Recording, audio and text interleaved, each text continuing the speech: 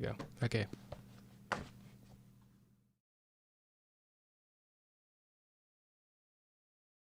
Like this. Yeah, whatever. Okay.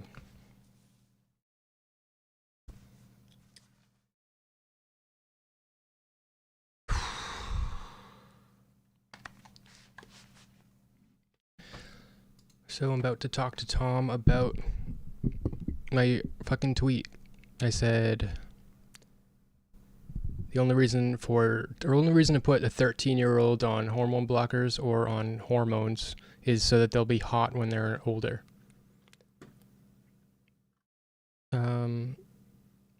Yeah, let's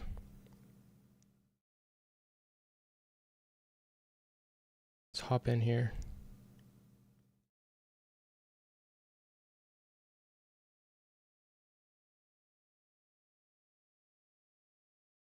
They're at Pride. Whoa! Whoa. What are they doing? Yep. Yeah. I'm yelling at my chat about kink at Pride right now.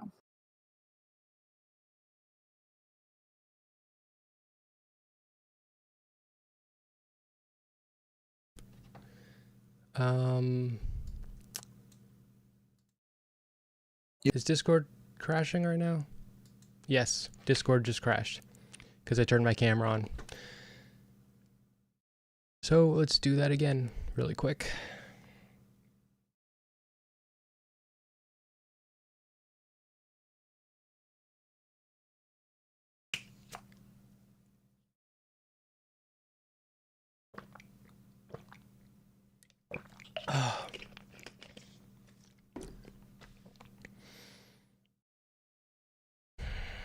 I love Discord.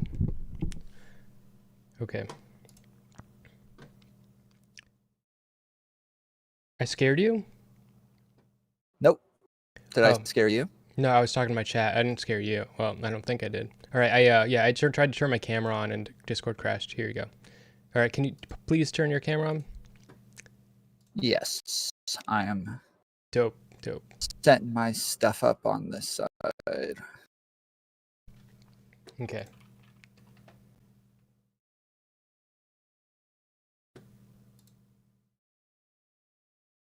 I hate that Discord, like, for some reason, I set it up.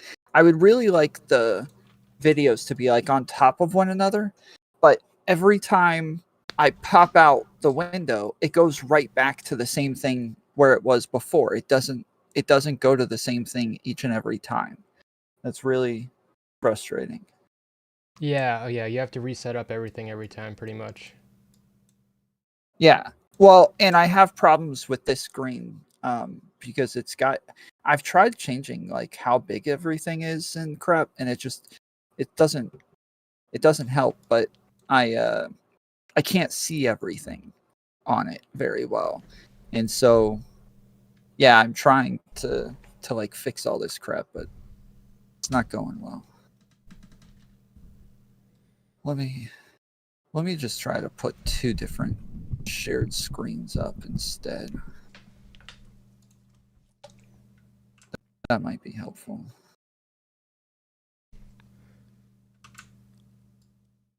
This is fine. Forget it. Who cares? Who freaking cares anyways?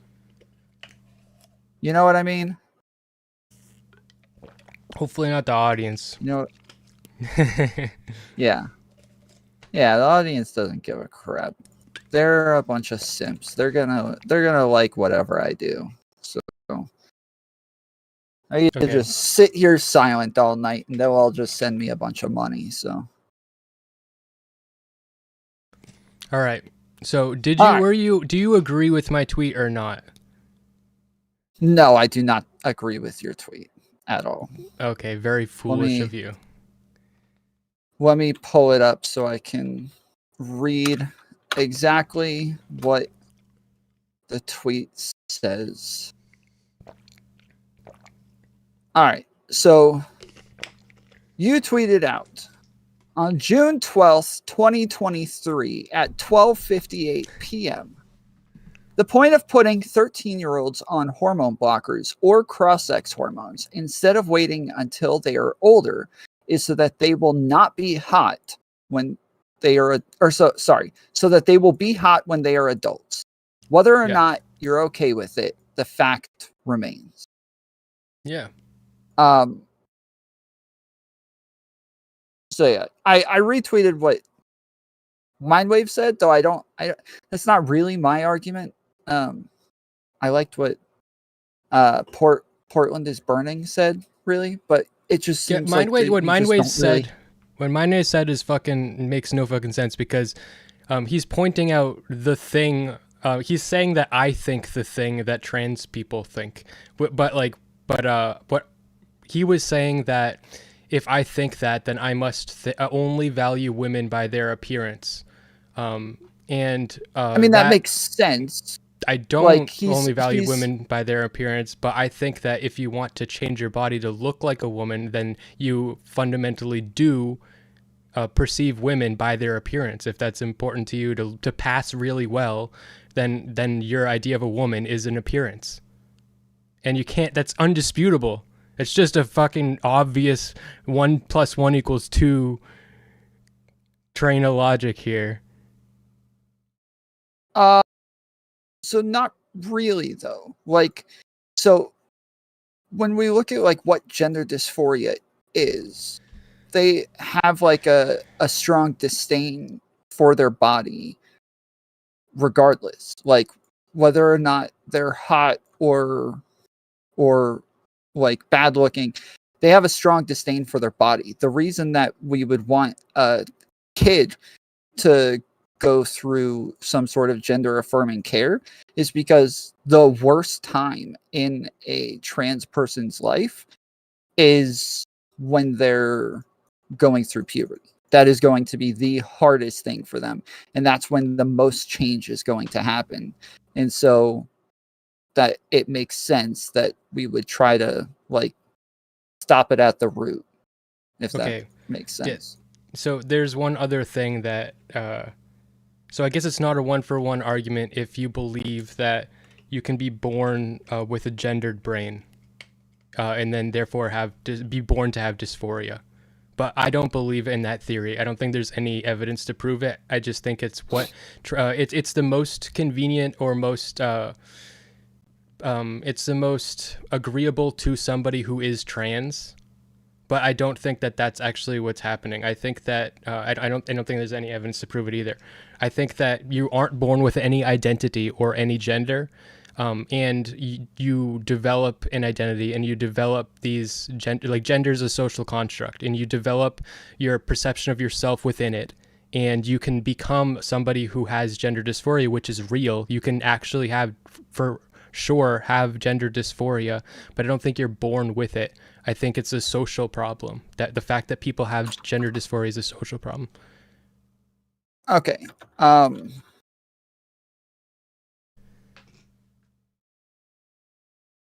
Let's start with that then. Okay, so saying gender is a social construct is just like it's a meaningless statement. Like sex is a social construct in the same way gender is a social construct. Like no, not in the same way. Yes. So in the same way that so gender has biological components to it, but not all of it is biological. Sex, like gender is based on sex. Correct. So that biological component, nothing. The biological component of gender is sex, and sex just is a biological component and nothing else. So it is how we categorize specific biological components. Sure. And gender is how we categorize different types of characteristics. They are both categories. Categories are all socially constructed. This is how we choose what goes in and what goes out based on some sort of characteristic that we value within that label. That's why it's a category. They are both categories. And so yes, they're both categories. But one of them is based on like socially constructed secondary sex characteristics or expected behaviors, which we presume to be secondary sex characteristics, or are actually just correlations and not actually related to your sex. And one of them is based on empirical sexual difference, where we have a bimodal sexual organism. It's not just one or the other, though, because gender is going to have both biological and just like socially expected things. So like, whether or not we have testosterone will change like a lot of the types of things that we do that are considered masculine, right?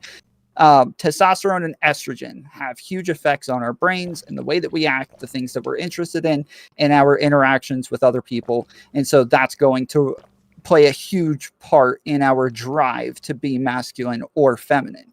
So it has biological components to it, just as sex does. And so to just say, well, it's a social construct, sure, you're not really saying anything, though, because that's not the crux of what I'm saying.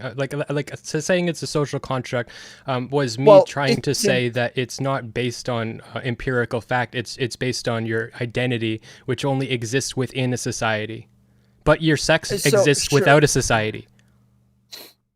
Sure, but you're saying that that the dysphoria is only a social problem, whereas I'm trying to point out that there are things about your identity that are actually that, or at least the way that other people are going to identify you, and the way that you're going to identify yourself. These have a large part to do with biology as well. So it can't just be a social problem. It is something. It's a mental illness. Dysphoria is a mental illness. Like, it's obviously not just some sort of social problem. If you're on a desert island, you're still going to have a problem with a penis. Like, you're still going to have a strong disdain for your penis. We disagree here. I know that is the going thing that trans advocates say, but I don't agree with that. I think that if you were on a desert island, you wouldn't have developed dysphoria. I think it could only possibly exist, and I still think dysphoria is real. I'm not saying like if you have dysphoria, you're not experiencing, like, it's real, and it's not like you can just snap your fingers and make it go away. You got something that's now part of your life. So I'm not trying, like, I don't think when we talk about things as if they're developmental. Okay, sorry. Let me make an addendum. Hold on. Let me correct that. Okay, I see where the confusion is. If you already have dysphoria and then are on a desert island, you're still going to have a strong disdain for your penis. Okay. Yes. Obviously we have no knowledge on why somebody develops gender dysphoria. So yes, I'm not saying somebody's born with gender dysphoria or anything like that. They could develop it. It could be from some sort of trauma. It could, there's a million things that could cause the dysphoria to happen in the first place. But I'm saying once somebody has dysphoria, they are going to have that disdain for their penis, regardless of what society thinks of the penis. Right. That aligns with what I'm saying. I am bold enough to have a theory that I think that the reasons that you develop dysphoria are social problems. So our expectations and our pressures on men and women, if you don't fit the mold very well, then you will be much more drawn to the other, and you're like, if you hate yourself within, like, if you hate being a man, that's gender dysphoria. And it's, a lot of people grow up, I still do to some extent, but I experienced a lot of gender dysphoria, and I wanted to transition, but I don't feel so much anymore because I don't think about it anymore. Well, normally that just means that you didn't have dysphoria. That's a tautological definition. I don't believe that. I don't agree with that.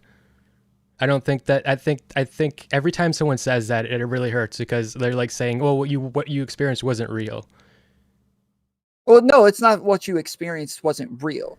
It's that we have no evidence to say that gender dysphoria actually goes away. We have no evidence to say this whatsoever. I think there's, but we have no evidence to say that it doesn't go away. Well, no, we do. We have all of the people who never But it then never that's goes away. tautological, because if I'm saying that I'm evidence Dude, that it can go away, but that means I don't count. It only counts if it can't go away. So that's tautological. No. Well, no. So part of the process for like finding out whether or not somebody has gender dysphoria is like, them going through a diagnosis process, right? And through that diagnosis process, something like 80% of people end up not having gender dysphoria, but it's put into statistics as though they like got better, but like that from what we understand, they didn't get better. They just didn't have dysphoria. And then from what we understand, if they actually do get diagnosed with gender dysphoria, but they didn't have it, and then they transition, they will develop gender dysphoria because they are being viewed as a different gender than the one that they actually align with. And it becomes a traumatic experience for them. I think that if I woke up tomorrow and I was in a woman's body, it would take me some adjustment time, but I'd be totally fine with it. I think that there are people like that. I think that I think most people have a pretty concrete area on the spectrum that they identify with and where they sit. But there's, a select few that are going to be more open with their identity and are able to move around on the spectrum pretty willy-nilly and not have much of an issue. But but that's obviously not most people. Sure, that may be the case, but what I'm saying is I think that when people become so strongly attached to gender in the first place, where their life revolves around it, all their thoughts about all the things that they're doing, like all of their experiences are filtered through their idea of gender. I think that in itself is a social problem, that we're putting too much weight on things that are unhealthy for people and force people to behave and have expectations that aren't healthy for them. Sure, but one way or the other, we're going to have things that make us either more masculine or more feminine. Like femininity and masculinity are always going to be defined based on what is more likely or expected of females and males. And so as long as estrogen and testosterone exist, males and females are going to have some differences within their brains that will lead them to do different things, like some different things. And therefore, there will always be some gendered characteristics one way or the other. Now, we could try to get better at not like pushing gender onto people, but that doesn't mean that gender is ever just going to kind of fade away. Like there will always be gendered characteristics, no? Yes, I think that we will always associate, I would call those secondary sex characteristics. And personally, I think it's really important to be able to distinguish what nature versus nurture as far as behavior, which is really hard. Especially with gender, yeah. Yeah, but especially with people taking hormones, there are a lot of things we can kind of prove now. I've dated a lot of like trans men, and trans man on hormones behaviorally is like suddenly they become ravenously horny, ravenously hungry. They start like talking about Dark Souls for like hours and hours. Like these are behaviors that you think about kind of with more masculine, and I can see it happen. So it seems more obvious to me. So there are, I think, I don't think it's impossible to kind of narrow it down a little bit. We can't perfectly do it, but yeah, but secondary sex characteristics are going to be very different from gender. Whereas like men are going to be more aggressive, and we would assume it's more likely because of their testosterone that they're going to like things like football and sports and wrestling and fighting and all sorts of other very aggressive types of things. I think aggressive is a fair characterization, but you could be aggressively into Barbies. So I don't think that's actually I don't think that actually falls in line. Sure, but in this case, when we're talking about aggression, we're talking about physical aggression. You could be physically aggressive with Barbies. You could so I just it could okay, be anything. Yeah, sure. So if you're physically aggressive with Barbies, I think that we would consider that a masculine, a masculine characteristic. Yeah, I think so too.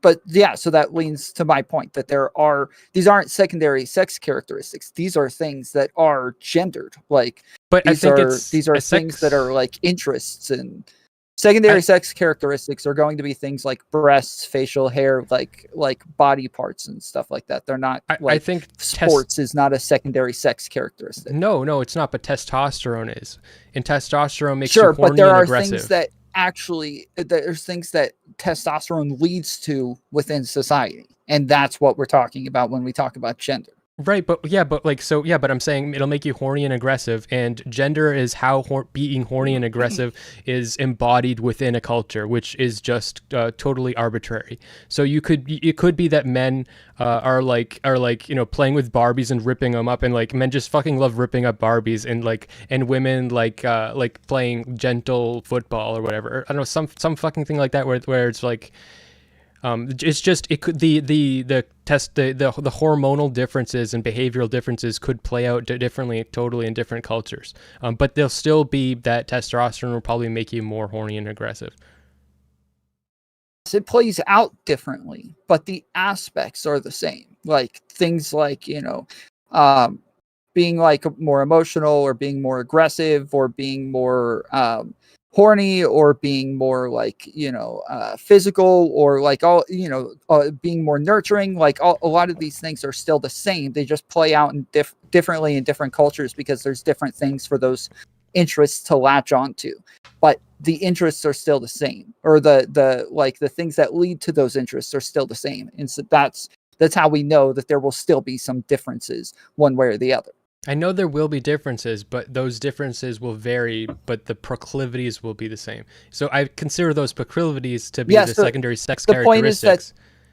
yes, so the testosterone is the secondary sex Yeah, characteristic, but the things that it leads to that is going to be different within society, those are gendered characteristics. And so that's right. what, like somebody who has gender dysphoria, a lot of the time, they will end up with those differences. Whether or not that's like because it's hard to tell whether or not they do that because they feel like it's expected of them, or if it's because they actually have like a very different interest in these things, and something about their brain is wired differently than we just don't know. So I'm not going to make like a claim one way or the other, but from what I know, from what people with gender dysphoria report, is that they just have these interests. They're just from birth, they are just different from everybody else, and they align more with the gender they identify with, and that's like I don't have anything other than that. I've got an example here.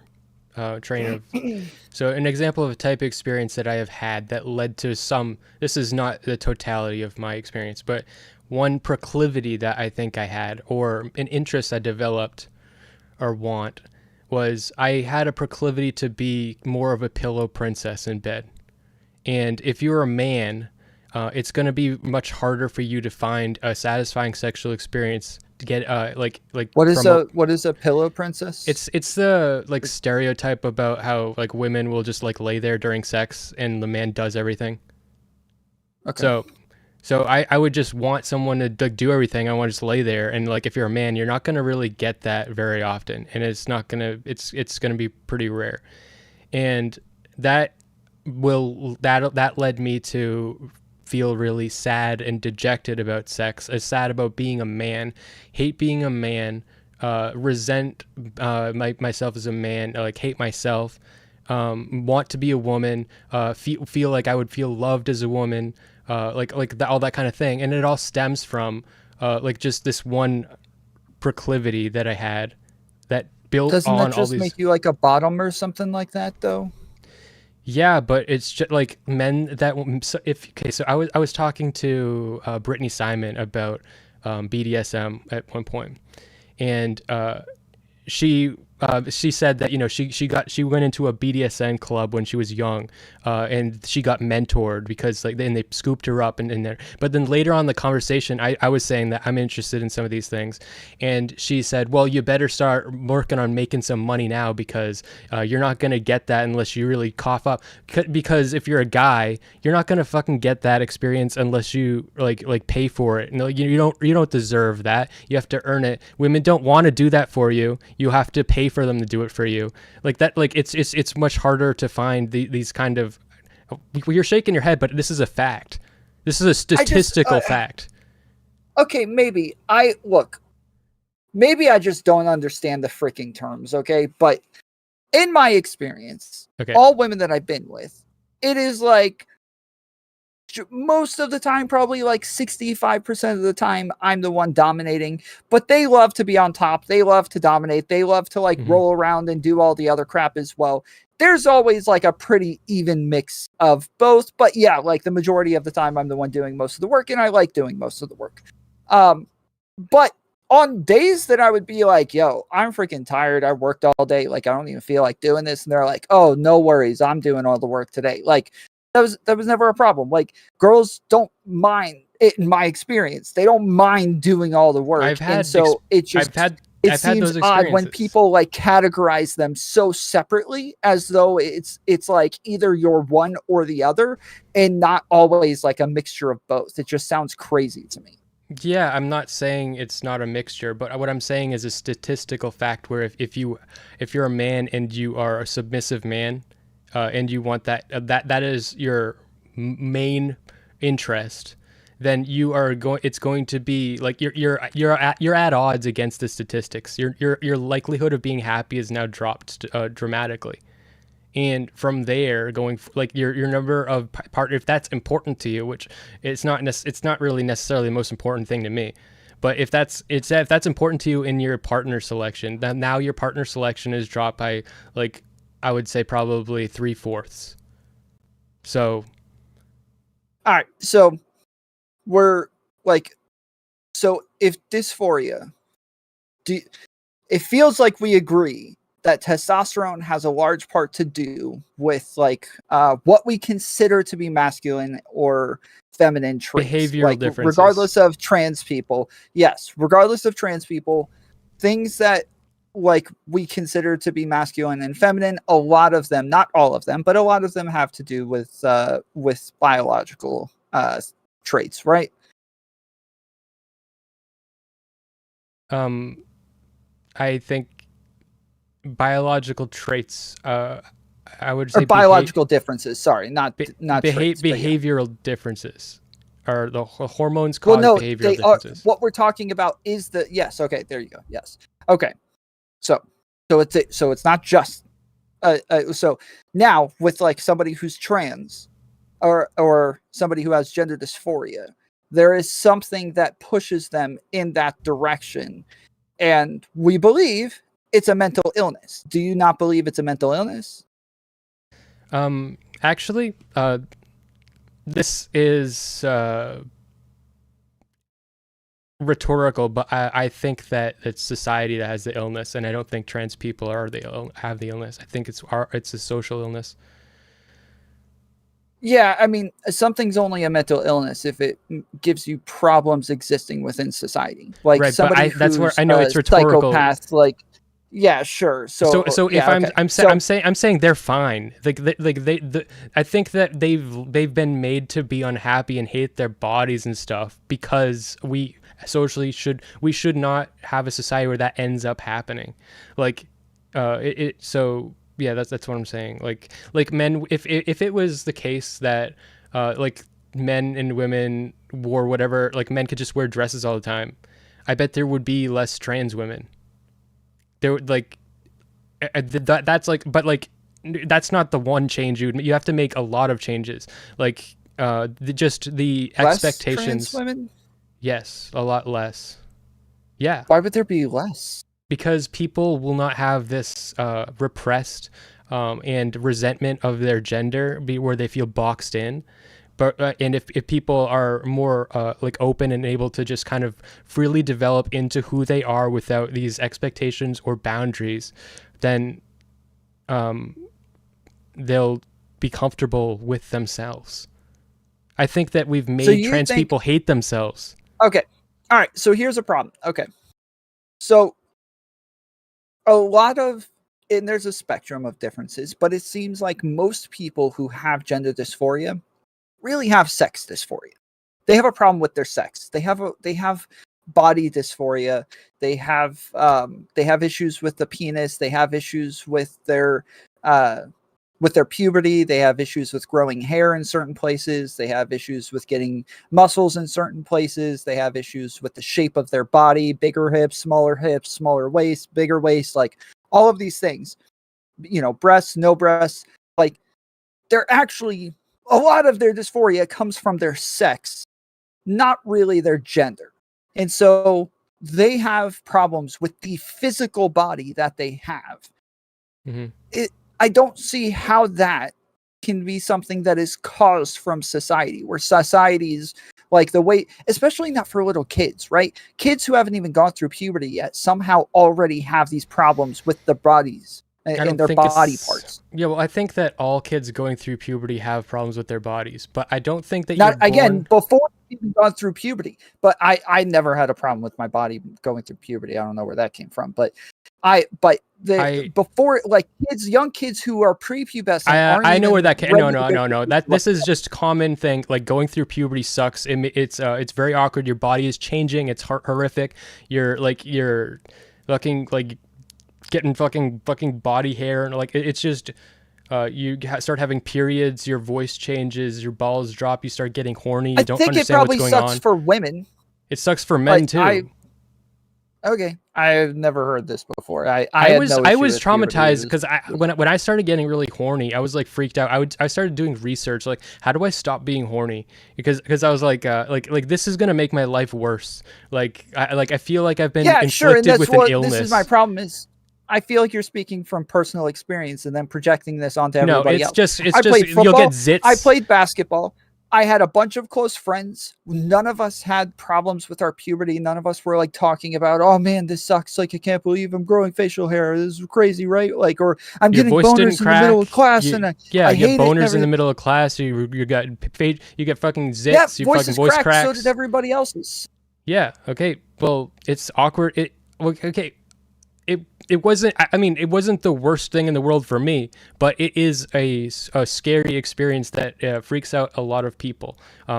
It wasn't the worst thing in the world. I mean, I got through it just fine. But I think that this is just a commonly understood thing that puberty is scary. Okay, maybe I've never heard this before, but either way, okay. So, for kids who haven't even gone through puberty yet, they already have problems with their genitalia. This is already an issue for them. They haven't even gone through puberty yet. They already have a strong dislike for the genitalia. I think that there's no way to explain this from your perspective. I think that I think that if that is the case, it's outrageously rare. Like, as far as like trans people are rare, people who are who first of all, there's a sexual element. There's autogynephilia and autoandrophilia, and I definitely had autogynephilia when I was in kindergarten. And I would fantasize about what if I was forced to go to the all girls school, and they made me wear dresses and girls' underwear, and it would get me like all like, excited and worked up as a little kindergartner. So there's definitely, I think you can have that sexual like dysphoric experience when you're that young. So sure, yeah, maybe, but I don't think that doesn't have much to do with the body parts, though. Like, they have a strong I wanted to have a vagina of their genitals. I wanted to have a vagina when I was very little. Okay. All right. So yeah. But so, I grew out of that part. I grew out of that part because I realized my dick is good, and having a vagina is impossible for me, and so I became very attached and accepting of my dick, which has served me very well. Sure, but this doesn't, like, it doesn't seem to be uncommon to know that somebody has gender dysphoria before they start going through puberty. That doesn't seem to be uncommon with people who are trans. It seems to be the norm, and they are generally like the parents at least have an idea that this is the case before they start going through puberty. Then once they start going through puberty, the problem is that like now they're about to go through something. They already have a rejection of the body parts that they have. Now their body is going to change even more and become something even worse and more rejectable for somebody who has dysphoria. This has nothing to do with being good looking. This has everything to do with the rejection of the body that they have.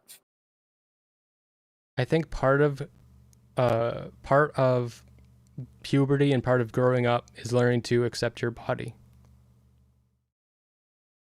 Sure, that has nothing to do with this. Like, sure, part of growing up is learning not to kill people, but some people are psychopaths. Like, that doesn't help a psychopath. Everybody, everybody needs to learn not to go around murdering people. The thing about dysphoria is the failure to accept your body. Yeah, but it's a mental illness. Yeah. Like, it's very different than what everybody else goes through. You're mentioning what I'm a saying normal is, part of life, but and then comparing it to a mental illness. You're presupposing it as if it's a determined thing from birth. But what I'm saying is, no, I'm not. Okay. So if you're not saying that, what I am saying is, you will have dysphoric, like to some extent, dysphoric experiences going through puberty. Some people more and some people less. Some people will just adjust to it very well. Some people won't.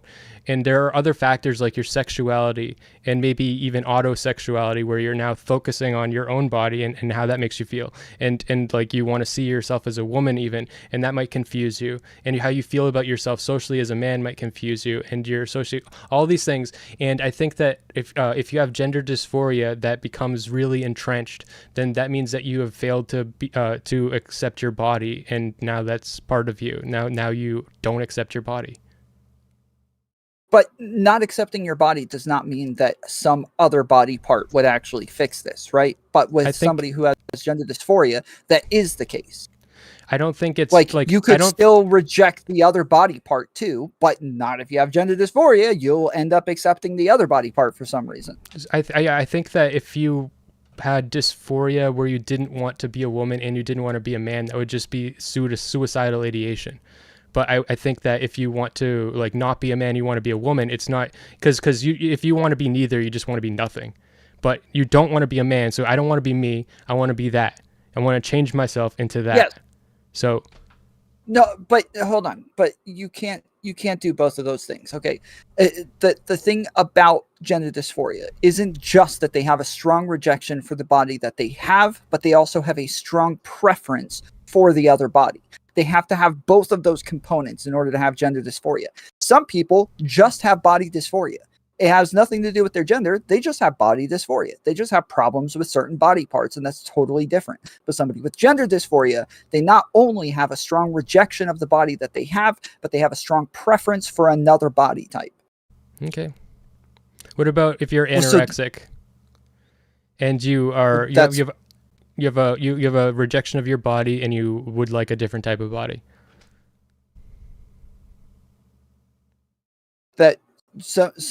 Well, I mean, dysmorphia is a little bit different, but I think it's basically almost identical. No, I mean, I'm sure they have dysphoria with their body as well, but the difference between dysmorphia and dysphoria is that dysmorphia, you just have a strong rejection of what is there. With dysmorphia, you see things that are not there. You see fat that is not there. You see body parts that are not there. You see things that are not real. It is totally different. Dysmorphia is not the same as dysphoria. Okay, but what if you just have anorexia where you accurately see your body, but you want to look really, really, really thin? Like a runway model? Then you're probably like bulimic or something like that. Yeah, but I think that's basically the same. Okay. But like both of those things are like that. Like I say that, and I feel like we have to be so entrenched in saying like it, like talking I'm about not sure it. the point this is supposed to make. The point I'm trying to make is if someone is bulimic, the goal for a bulimic person is for them to learn to accept their body and not harm their body and be comfortable in their own skin. But if someone with gender dysphoria, we say that, well, if you have gender dysphoria, we're just gonna like help you change your body into like, so we don't do that with people who have anorexia. Like, it doesn't make any fucking sense to me. Why? Why don't we Because do that with people with anorexia? Because it would hurt them. What? How would it hurt them? It probably reduce their life expectancy by like 3/4 or something, a lot. Mm-hmm. Yeah, And it's unhealthy for them. gender We've done studies that hormone show what actually transitions is healthy, what actually helps the person, and the Okay. best thing that actually makes somebody who has dysphoria healthy and happy is for them to actually transition. That's what the studies say. That's as good as it gets right now. It could I be don't that we're think totally that's off true. and that there's something totally different. What do you mean that's not true? Of I course think that's that's true. that's all based on like self-reporting. Like, if you want to change your body, you want to have a woman's body, and then we give you the hormones, and then you say thank Can you, you and name a then now I'm mental happy. illness that isn't based on self-reporting? Okay, so if we did the reporting the same way with anorexia, and we did the same line of investigation, same line of treatment, this would happen. It would be people that say, I hate my body. I need to be like really thin, and I need to look like this, and I don't look like this, and I feel so ugly, and I can't stand myself. And then we'll be like, we're gonna help you. We're gonna wire up your jaw so you can't eat, and then in 2 years from now, you're gonna be like, you're gonna look exactly like that, and we're going to talk to you then, and you'll be like, oh, thank you very much. And now I'm so glad that you did this to me. I'm so happy with my body now. And then we're like, okay, well, that proves it that this is the best treatment that we could possibly give you. Science done. That's the science that we've done for gender dysphoria and like transitioning. No, it is not. No, it is not. Then what is the difference? So, okay. So there's a massive difference. So for one, what we talked about is whether or not the person is actually healthy, right? So actually like able to interact within society, actually able to get along with other people and have a job, be friends with their friends and family, not be suicidal. The fact that like the regret rate is like 1% for people who medically or what is it? Or surgically transition in some way. That sounds like that's insane. I think if you think the regret rate for people that surgically transition is that low, then however you're picking your data, like that's a horrifying traumatic experience. I remember. Oh my god. I remember. I have a. There was like this trans porn star I watched when I was like like a teenager, and at one point they medically transitioned, and after that the look on their face whenever they did anything was they were horrified, and they put anything in their body, they had this horrified, disgusting, and it just like really shook me to see that. And I don't believe that if you surgically transition, the chance of you being happier, I'm gonna say, is fucking less than 1%. Okay, that's fine. You asked for why there's a difference. Currently, we have over 8,000 people in a meta-analysis said that it's adults and teens, that 1% of them had a regret rate at some point. Not even they completely regretted it. At some point after their transition, they had regret. That is 1% at some point had regret. Then also, they found that 99.7% of trans individuals were satisfied with their surgery. A work group including cis, trans, and gender diverse professionals met during a 14-month study consisting of patients who underwent gender-affirming surgeries during a 5-year period between 2016 and 2021. So that's 99.7% for this one. Like, I'm guessing that includes things that are not according reassignment. to Reuters. No, it's surgical reassignment, Like I'm and guessing that's medical reassignment. like I'm guessing that's like trachea. I could get one thing I looked into. I really wanted to get done before was I wanted to get my because I have a very strong Adam's apple. I wanted to get this cartilage shaved off so I'd look more feminine.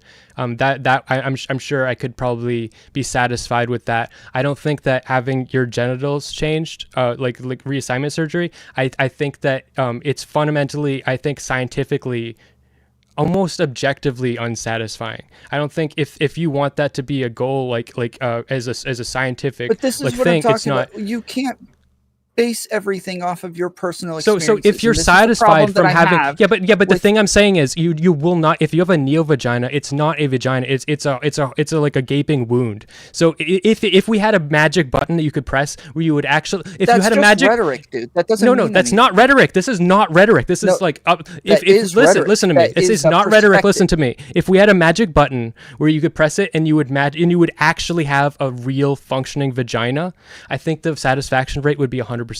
But it's not that. It is not anything close to that. I think your satisfaction rate is going to be fucking I think the trauma of admitting to yourself how horrified you are by what's happened to you is might make it impossible for you to ever admit that you're actually horrified. But I do not believe that those people are actually going to be happier who've had fucking neo vaginas and shit. This is like saying, like, no, nobody's happy with getting their ears pierced because that's just a gaping wound. Like, it's ridiculous. It is rhetoric. It like is your sexual it's just a way of functionality, putting it. your ability to have This an is- orgasm, your sexual functionality, like it's just like obliterated. Yes, sure, that sucks. And there are things that people prioritize over just that thing. There are some, and it makes sense. I don't, some but we people don't wouldn't agree. prioritize We don't that. agree But on the this is reality. the problem. Well, but this is the problem that I have with a lot of people who reject all of this, is that they just reject all data, all science. They just don't believe any of it. But they keep You're saying talking that, about oh, data and science is self-reporting. this. But then when I give you, yes, that's Okay. all you can have with mental illnesses. That's all you can have, Smeth. Okay. You Okay. can only So have here's the thing. self-reporting. So with other mental illnesses, like people with delusions, people with schizophrenia, people with anorexia, we don't treat them. We don't play into what they think reality is, and then say, see, now that we've so say you have like somebody that believes that they should, I don't know, like just go back with the anorexia thing. We don't just give them what they want and then ask them if they're happy. That we don't do that with any other mental illness, only this one. So you're saying We've that already this been is over this. so what There's you're no saying. reason So for you're saying I'm rejecting science. I'm saying that what you're calling science isn't fucking science. Not at all. It's not fucking science. It's not how we do science. It's fucking bullshit. This is how we do science. This is No, it's not. 100% the It's way not how we do it in science. any Yes, it other is. times. This is This how is we with any always other do mental science. illness. We Always. don't do it that way. Always do science this way. We try No, to find with every other mental illness, we do not do it that way. No, yes, we do. No, we don't. Mental We do illness, not every single starve illness- anorexic people. Smith, chill, dude. Every single time I start to answer, I've let you interrupt me like the last 5 times while I'm responding. But every time I start talking, you interrupt me. Okay.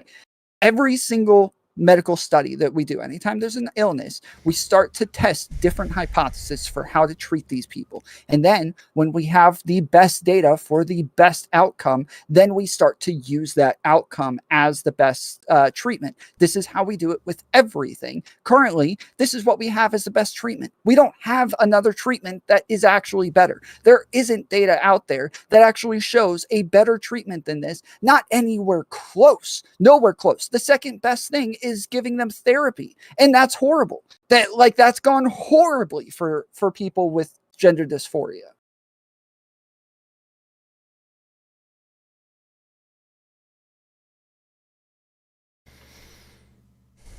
I think it's if it is in fact a mental illness, I think that we have already established within the psychological community that playing into someone's mental illness is bad, and it will probably lead to them being happy about it.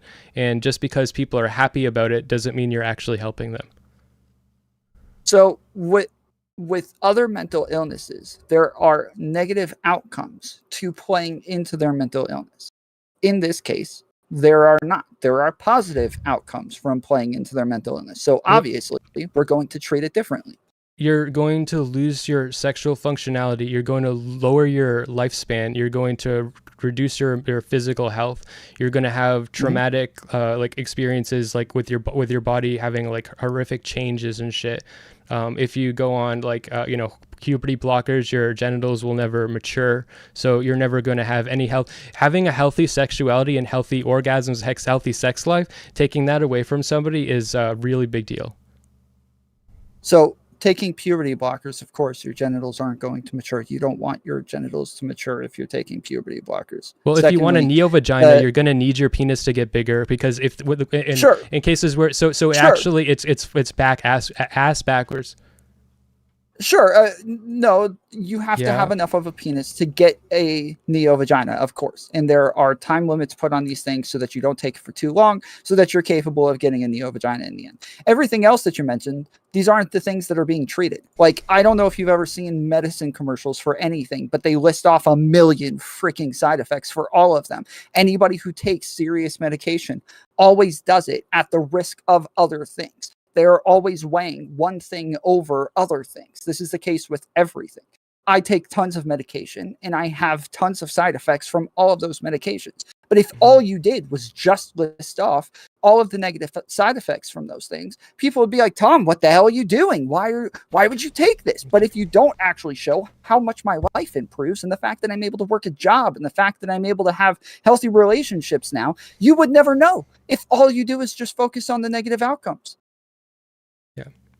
I am weighing the positive versus the negative, and then I am choosing to take the medication, as somebody who with gender dysphoria would do. So if anorexic people are suicidal unless we starve them, then I guess it's worth it. If that was the case currently, I mean, probably is just as much the case. Treatment. It's not. We have treatments that work for people who are anorexic. Yeah, we'll literally force feed them. And they'll be miserable for it, and we don't care. For extreme cases, sure. And we don't care. For extreme cases, that isn't an option with people with gender dysphoria. There's not an option to just to do something else. That isn't one of.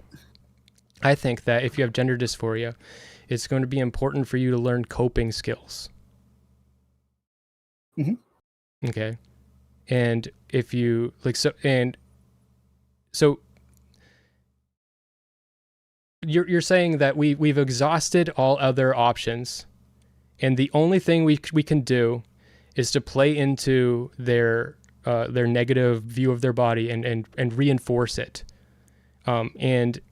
rather than trying to give them coping skills or have them be able to live with their discomfort with their body. We have to physically intervene and change their body medically. Just as with any other mental illness, of course, we have to intervene in some way and stop what it is that's causing the problem. Yes. Okay, what it is that's causing the problem isn't their body. What it is that's causing the problem is gender dysphoria. But gender dysphoria is the problem. Strong rejection of their body and the strong preference for their body isn't wrong. Their gender dysphoria is wrong. That doesn't mean anything. There's no right or wrong. It's the preference and rejection. There's no right and wrong here. You cannot have the wrong body. You only got one. It's right yours. And wrong body is that's just freaking rhetoric from trans advocates. I never said right or wrong body. I'm talking about somebody who has a strong rejection of the body they're in and a strong preference for a different body. That's all I'm talking about. But you can't have a different body. If you could, then it would be different. The body that you have. You can alter your body. The body that you have to be different. Yeah. And something that you would actually be happy with. Yeah, but it's if our technology and medical technology for transitioning was way better, I wouldn't have any of these opinions. If it was in Dark Souls 2, there's a coffin you can go in and it changes your character model. You can become a man or woman, and you just go in there as many times as you want. I would just be I would do it every day just for fun. today I'm going to be a woman. But but we don't live in that world. I don't think we have I don't think it's worth it to intervene with people's bodies like that. I think that You mean you didn't think it was worth it to do it with your body, but for other people, obviously it is worth it. Obviously. It seems to be blatantly obvious that for them it is worth it. Yeah, I think that it's if people feel that horribly about their bodies and we just like change their body for them, that just seems like horrible. Yeah, but now you're taking this from like a medical decision to some sort of moral judgment instead. No, it's just we're literally causing harm to right them. and wrong body. It's I'm horrible. saying we're literally causing harm. Yes, all medicine is harm. All medicine is harm. No. You are physically changing the chemistry of somebody's body every single time. It is all harm.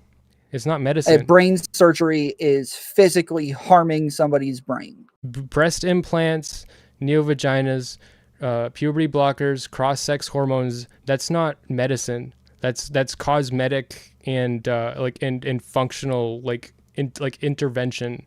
It's like saying like taking like steroids is medicine. So if I'm suicidal, that is medicine. It's no. So if I'm suicidal because I'm not really buff, and no matter how much I work out, I cannot look like Arnold Schwarzenegger. I'm gonna kill myself if I don't. Would you think any therapist in their right mind, or any psychiatrist in their right mind, would prescribe me steroids? It depends. No. Yes, it does. It Yes. depends on what the research says, and if that is the best outcome, and that is the thing that's actually going to lead you to have a healthy and happier life and be able to interact within society. That is the end point every single time. I can say with 100% confidence that if you took people in that situation and you gave them steroids, they'd all be thrilled about it. Sure, that's not what we're asking. That would be the self-report. It would be 100. That would be the best option. There would be no better option if you want to rely on self-reporting and their satisfaction afterwards and their quality of life and their ability to acclimate into society, because they would be the best self that they wanted to be. But we don't do that because it's fucking insane. If there was a better option than transitioning, do you think we just wouldn't take it because we just want to play into people's delusions? Exactly. That's what I'm saying. No, but it sucks. The better option sucks. But with everything else that you're naming, the better options don't suck. With all the other things that you're naming, the better options don't suck. We have much better options for all of those things. For anorexia, for taking testosterone, for all these other things, the better options do not suck. We have much better options that actually work and lead people to be healthy and happy within their lives. Okay, so in the case of the steroids, where you have bigorexia, and I think that it will have about an equal amount of negative health impact on your overall life as cross-sex hormones would. It's basically the same. So I think that it's a complete equivalent, and the person that goes to their psychiatrist and asks for steroids, their psychiatrist is going to be like, we need to put you in a fucking we need to like severe mental health care. They're not going to give you steroids because that would be like incredibly unethical and insane. Even though it would have the same social impact, and if there's people doing this, they're going to have the same reporting, and you're going to get the same statistics that it looks like for trans people about them all being really happy about it and satisfaction. That it's just not something we can do. Do you know much about addiction?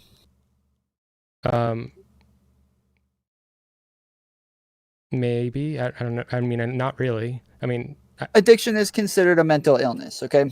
There's heroin addicts that are stuck on heroin. They have a really hard time existing within society when they're a heroin addict, and they overdo it.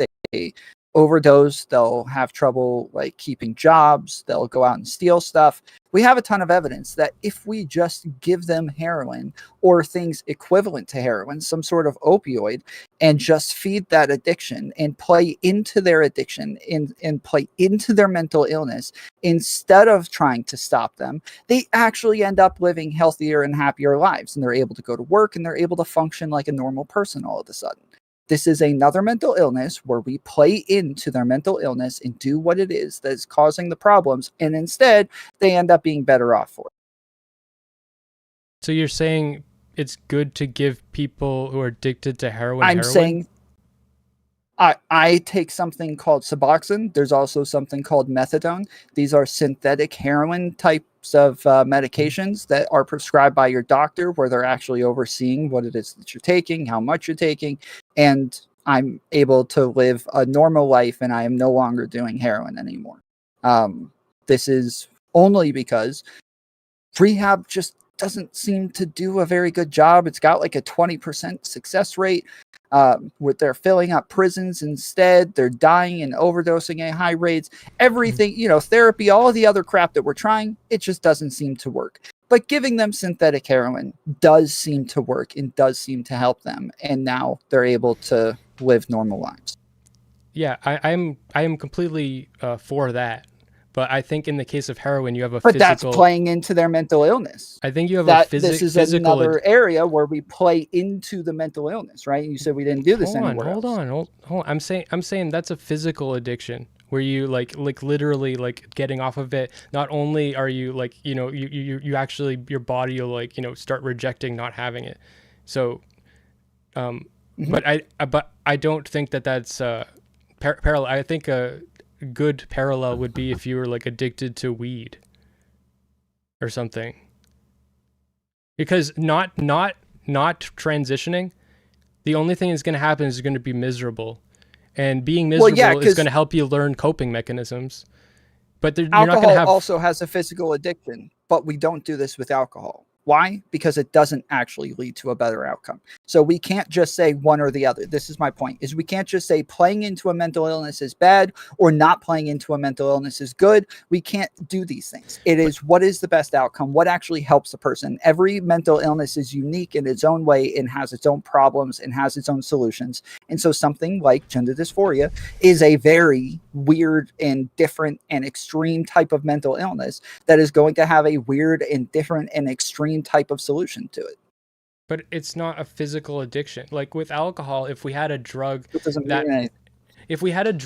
with alcohol that simulated the effects like of methadone, so that it would make like it wouldn't actually like be as harmful as alcohol, but it would alleviate your addiction level, then we would use it. But I don't think we have that.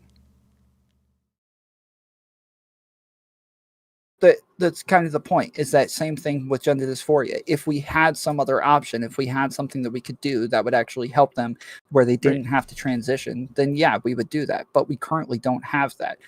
So we're a little bit too far off topic. I know what that would be, though. The point in transitioning is not to be hot. The point in transitioning is because you have a strong rejection for your body and a strong preference for other body parts.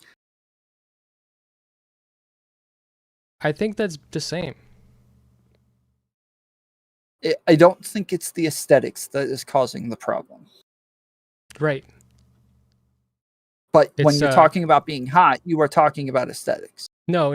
Hold on. The tweet was not just... I wasn't just saying that transitioning is about being hot. Well, but I mean... In a lot of ways it is, but specifically, like the reason I framed it that way in this specific, I was saying the reason to put a 13-year-old on hormones as opposed to like waiting until they're an adult is because their transition will result in a much more attractive outcome. That's the point. So all trans people will always like be like, I wish I started earlier. And like, it's too late for me to transition. Everybody wishes they started at 18. Why do they do that? Because you will be... Why? You will look much more like what you want to look like. You'll be much hotter. You'll be more attractive. You'll pass better. These are the same thing. Why do they care about that? Because they want to look like the opposite sex. Yes, because they have a strong rejection of the thing. So it's not hotter. It's something that is gendered, something that is like a sex or gendered characteristic. Yeah, but you that can is transition. Going to either. Yeah, go. You can transition later and still, like, you can still transition. You just won't be as hot. You keep framing it as hot, though. You aren't wrong. It's Obviously, that's going to be more aesthetically pleasing as well, but you're making it sound But like no, hold that's the on. goal. That is Hold- not the goal. They have the problem regardless of whether or not they look hot. I think that they can look hot if they don't, but I don't think they'll think they're hot. I think the solution, the methadone solution for trans people would be for people in their lives to love them for who they are, and for them to not for them to be like accepted by society for who they are and how they are. That sounds great, Smith. Yeah. That's not a real thing, though. Like, we tried that. We've tried that for most of human history. That doesn't seem to do anything. But what we currently have seems to do things and help. But again, it's about when they're going through puberty. That is when they are going to have the most changes that they will reject. The most things will happen that they will start to reject. More and more things that they are going to reject start happening. And so instead of having more things to reject, they already have stuff that they're freaking rejecting now. Why not stop it and just let it sit for a while, and don't create more things for them to reject? Allow them to age, allow them to get a little bit older, allow them to go through therapy, see a psychiatrist, figure out if this is the best path for them. And then if it is, then maybe 2, maybe 3 years later, they can start some sort of transition period. But the point is to stop them from having more things to reject. That is the reason for it. It's not to make it so that they're hotter. It's so that they don't have more things that they're going to reject. It can be both, but like the reason for the medicine isn't for that thing. It's for this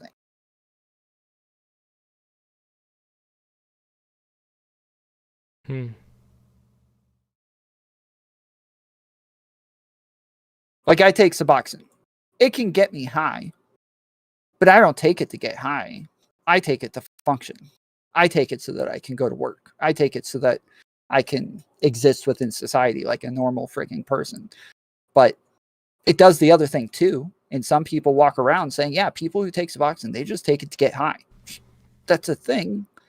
But that's not why we take it. That's not the reason for taking it.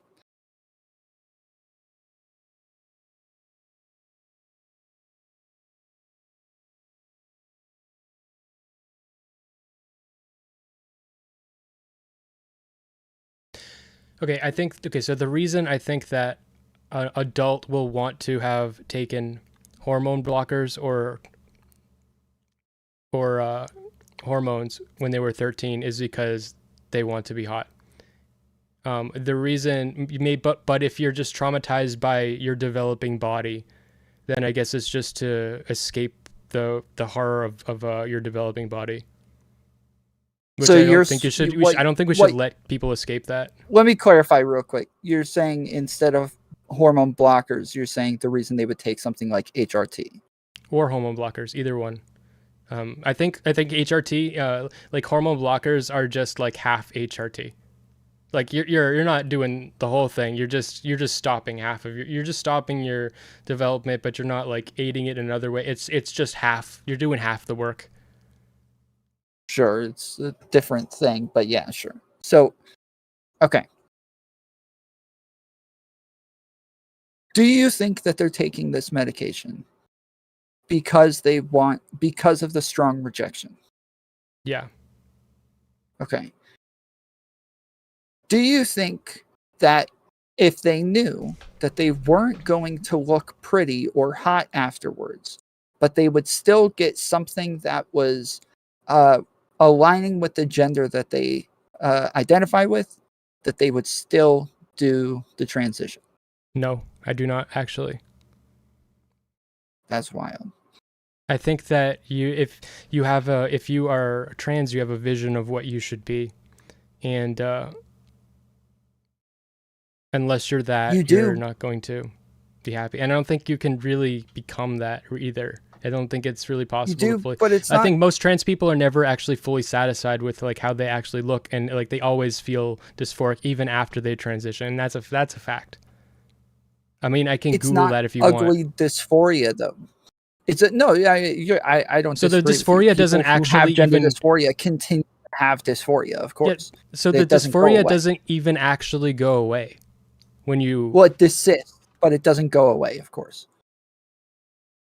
What do you mean by desist? I'm saying that people that transition and like even pass It well desists to some are extent. still dysphoric and still horrified by their bodies. Yeah, but so it desists to some extent, meaning that like the rejection is not as bad. It doesn't bother them as much. It doesn't push them into some sort of depression as much. It gives them so like I know tons of trans people who completely pass but say all the time, yes, I still have like a really bad dysphoria over this one specific thing, right? Yeah, of course, that's the case, but they pass really well, and their dysphoria and how badly it affects them is much, much less than somebody who doesn't pass at all.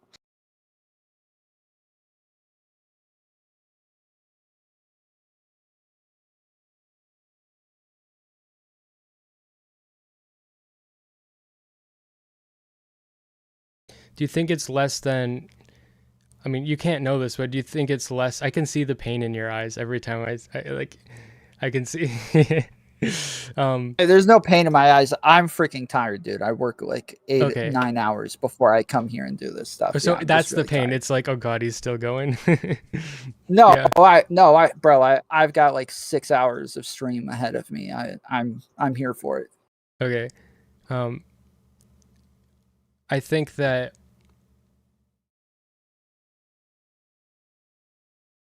if they were never to have transitioned, they might still have dysphoria, but I don't think that it would be worse. I don't think it would. I think that transitioning in itself, so you pass very well, but you're still dissatisfied with certain aspects of your body.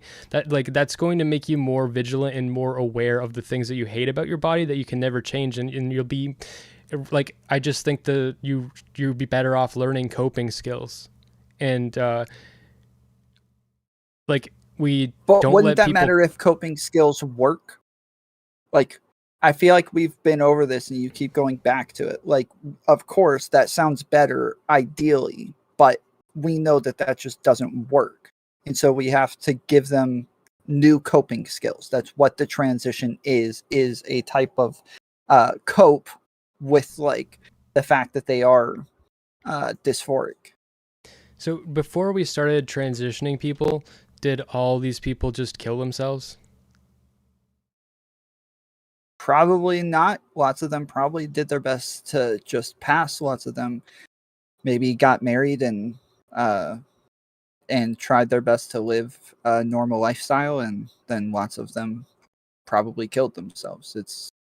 I don't think most of them did. We have no idea. I don't even know why you would guess on that. Like, there's no way for us to know. Well, I know, but I'm just saying I don't think that. I don't think they would have.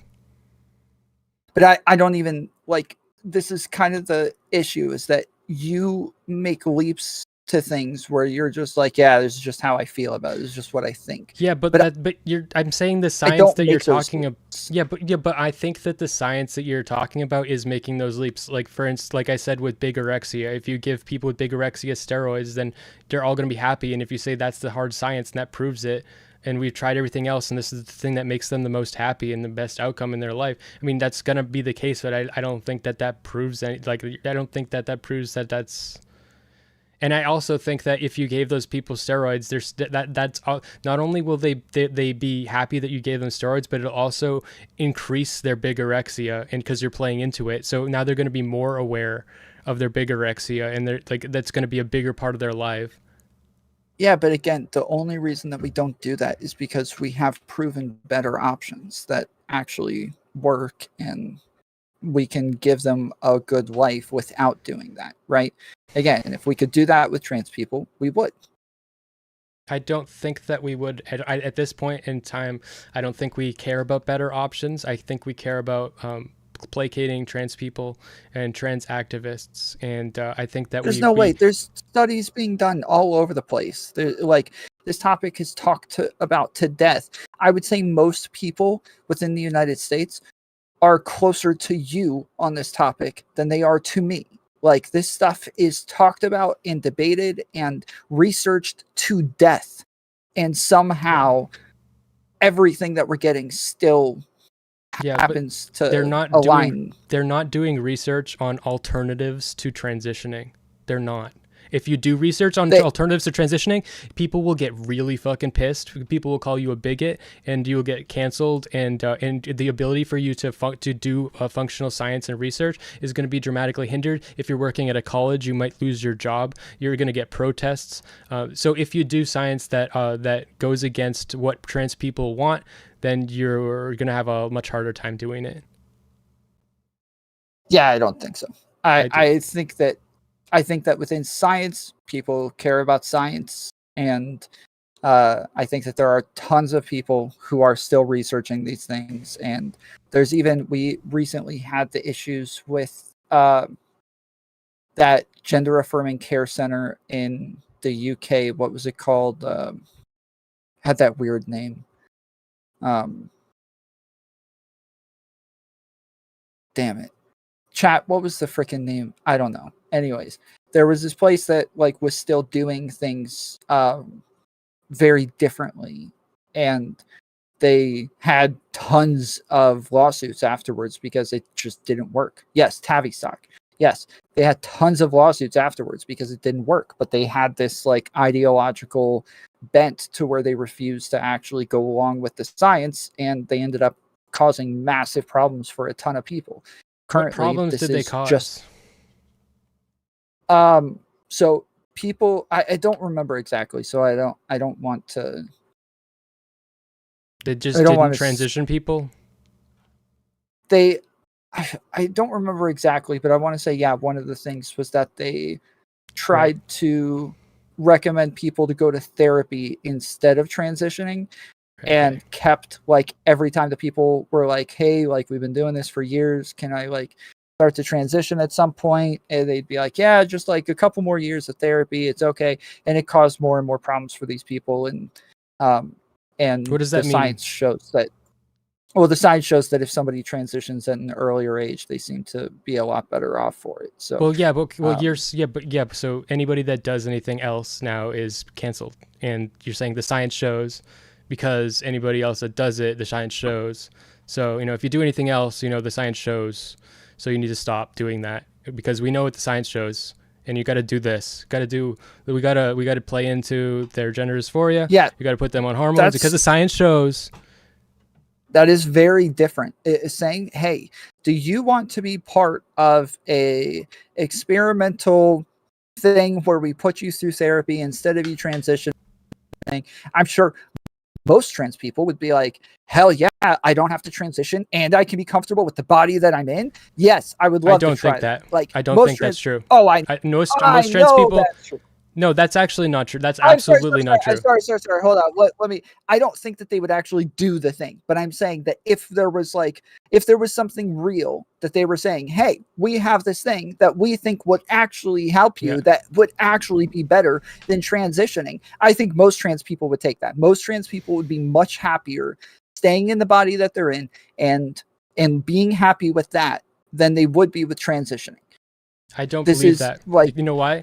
Because I think that this might be shocking to you and your audience, but I think that, and anyone who listens, I think that trans people want to be the opposite sex. So I don't think that they would actually want that, Tom. So you know about the 80% desist rate, right? Illuminate me. When most people go in for gender affirming care or to be diagnosed with gender dysphoria, 80% of them are told that they do not have gender dysphoria by the end of it. This is called a desist rate, meaning that like at first they believe they have dysphoria, they have a strong rejection of blah, blah, blah. But going through therapy, 80% of them eventually are told that they don't have gender dysphoria and then move on. And they go on to either figure out if it's something else or they go live happily ever after. Like, but the 80% end up not having gender dysphoria. And then there's the 20% that actually move on to something like puberty blockers. And then once they start puberty blockers, they continue going through therapy. And there's a percentage of those that still end up being told, you know what? We actually don't think you have gender dysphoria. We're going to move you on to something else. Kids. It's not just kids, but like most kids, most of the time, adults don't choose to go through therapy and all that crap. Most of them choose to go straight into. Yeah, but so that's the thing. So that what you're talking about applies vast majority to kids, and kids are just confused and don't understand what's happening when their body is changing and then growing up. With adults, if you have the option, you're just gonna be like, no therapy. Give me my fucking drugs. Give me my fucking give me the scalpel and change my body. Most of them still get the diagnosis, but then because they need it to get the drugs. Right. And so that's what I'm saying, is that they still have to go through some sort of therapy. They still have to see whatever they're forced to do. Sure. But they don't want to. They want to change their body. That's what I'm saying. Well, I'm saying, but with kids, they're just confused, and you're more likely to be able. We're talking about in a world where this is like seemingly proven over and over that this is the best option. But when I'm talking about kids going through this process, my point is that there are a ton of people where we over and over tell them, hey, you don't have dysphoria. We're going to have to move you on to something else or just nothing or whatever. Like they call this the desist rate. We don't have that process with adults because adults can just get they'll be like, okay, I'm going to do every bare minimum what I have to do, and then I'm going to get the drugs. And I'm going to Google what I have to do so I can tell you exactly what you need to hear. That is part of the process for them to get the drugs. A lot of this is part of the process for them to get the drugs. Google what I'm gonna Google the list of things I need to tell you so I can get the drugs, and I'm gonna go there. I'm gonna Google what place I can go to so that I can know how the easiest possible way that I can get the drugs is. I'm gonna go there, and if that doesn't work, I'm gonna go get it in the fucking bathtub or whatever the fuck, and I'm gonna change them. Like I don't think people go to like therapy to actually alleviate their dysphoria. They want to change their body. Yeah, sure. That's what they want. That's what's going to make them happy. We're talking about the fact that they need the diagnosis. This is part of the process for them to get the diagnosis. They still have to go through some sort of therapy. They still have to see a psychiatrist in order for that to be the case. It's way less of a rigorous thing than it is for kids. So the 80% desist rate is you're talking, and also kids are more likely to desist because they're more turbulent. And so the longer, while kids are going through puberty and they're like uncomfortable with their body changing, and they'll start being more adjusted, and that's good. I'm saying that the ones that fail to become adjusted are the ones that have persisting dysphoria, which we would agree with. And but when you're talking about the fact that we should try to make them actually happy with the bodies that they're in, I'm saying we do this with 80% of kids. Like, we do this. We are trying to make them happy with the bodies that they're in, and with 80% of them, that's what we do. Okay, but why do we not do that with the other 20%? Because that's not the best option anymore. And so when you make it sound like nobody cares to even try this, nobody even wants to try this, they just want to transition everybody, that's not the case. For most people, they desist and they move on without any sort of hormones or puberty blockers or anything like that. For most people, they actually do exactly what it is that you're asking for them to do. It's the small percentage that actually move on to transition.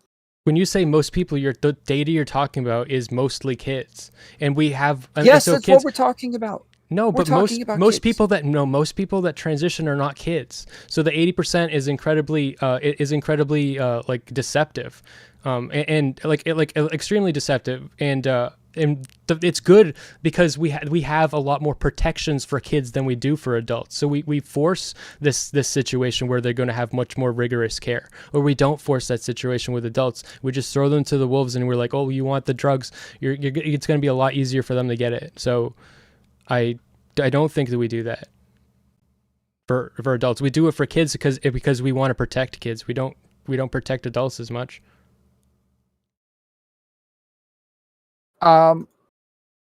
Yeah, that's the problem is that with adults, they can literally just choose to go get some sort of plastic surgery and get a lot of the stuff done regardless of whether or not they have dysphoria. So it's a totally different process. The point is that like when we have the ability to, we do make sure that they are trying to be happy with their bodies first. Then if it is an adult and they don't just want to go get the surgeries and they actually go to get the medication and they actually want to get a prescription and a diagnosis and all of that, they do go through therapy first. And part of that process is making sure that they actually do have a strong rejection. And so, like you said, as an adult, if you still have dysphoria, it's probably pretty set in at that point. It's very different for a kid to be able to desist than an adult to. So once you're an adult, pretty set in, yeah, it makes sense that you're more likely to like move on to actually getting not puberty blockers, but HRT. Whereas for kids, when we have the chance, we are giving them another option and making them happy with their bodies for the majority of them. Yeah. I don't agree. I think that you're probably still able to change your mind all the way, maybe like you're still pretty turbulent until you're like 30, and your idea of yourself and like what you are and your relationship to your body is still changing. And I just I think that we should be as protective of adults as we are of kids, and we shouldn't have like our medical institutions just be, well, they're gonna just get it anyway, so just do it. And I don't think that that's science either. I think it's just we're just opting into it. I don't think we actually do the because what you said what you're proves saying we don't have an an option for, dude. You're saying things that we just don't even have an option for. People have freedom. What you said proves me right. The 80% desist rate is mostly statistics from kids. And so if we had the same situation but for adults, then maybe they would have a much higher desist rate, but we don't do that.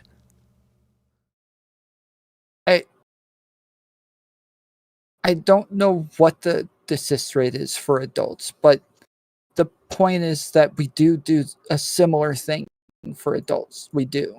Like the difference is that they don't have to go through puberty blockers, so they don't have as long of a period of transitioning like kids do. Kids have like years of transitioning where they're just hitting the pause button for a long period of time before they even get on to HRT. Yes, and therapy and all of that other crap. Whereas for adults, they don't need any of that stuff, and so it's going to be very different. I think they need years of therapy.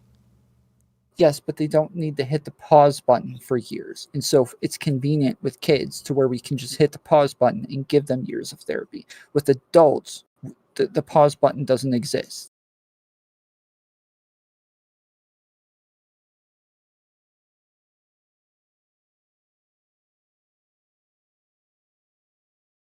Yeah.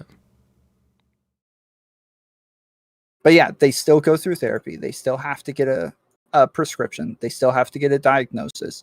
And they're still making sure that they actually have gender dysphoria before they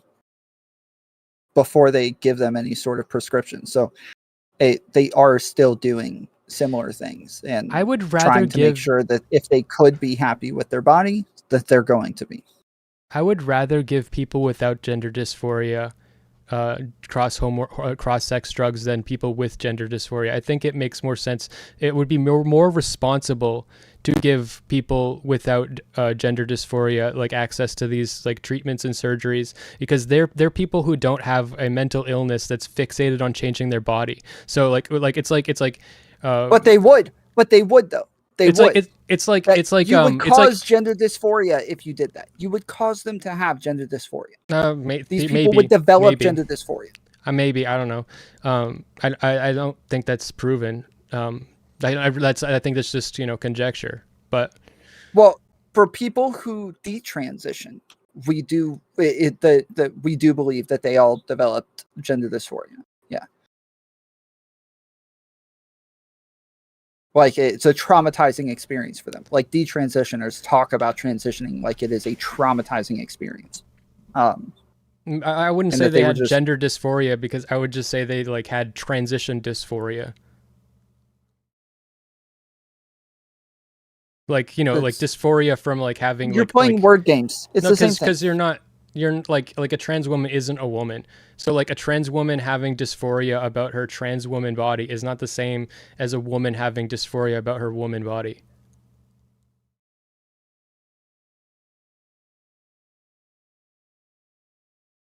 It is, because now you're not being viewed as the gender that you actually identify with. For cis people, that's the way that they live their entire lives. So it's they would never have any sort of dysphoria I don't think unless the amount something of happened people to where all of a sudden they weren't viewed as the the gender they identified with. the amount of people that actually pass is like almost none. Let's just like a couple of rich people and people that started when they're 13. So like I don't think you're actually more likely to be viewed as the gender that you want to be viewed as. It's very unlikely actually. It's a spectrum. You are more passing or less passing the earlier that you start, and there are adults who pass fairly well. Transitioning as adults, it's harder to do so, and you have more surgeries that you need, and more cosmetics that is necessary for somebody who's already been through puberty, of course. But it's um, it's a spectrum for everybody.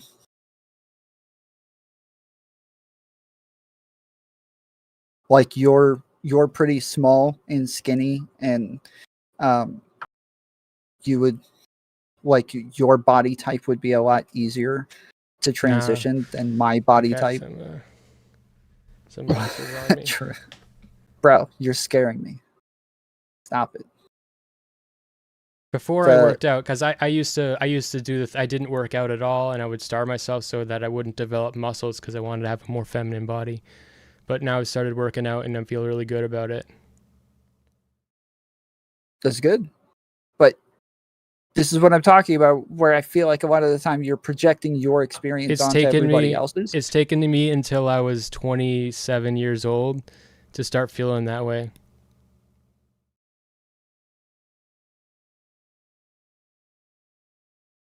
Yeah. And I think it's possible for a lot of people. It just doesn't seem to be the norm. I think it probably is the norm if you're like, like I think if you make it without fucking killing yourself till you're fucking 30 and you don't like take the hormones, you're going to end up, I think, probably a lot more comfortable with your body. Like almost Yeah, the but we're vast majority of talking people. about like record suicide rates for people like ever. Like people are killing themselves at higher rates from having gender dysphoria than being in freaking Auschwitz, dude. Like Really? it's yes. There's record rates. Well, if that's the case, then I think we need to stop them from killing themselves. I agree. You know what studies say is the best way to do that? A padded room. It is, but generally that's a last resort. We try to give people their freedom and allow them to exist within society.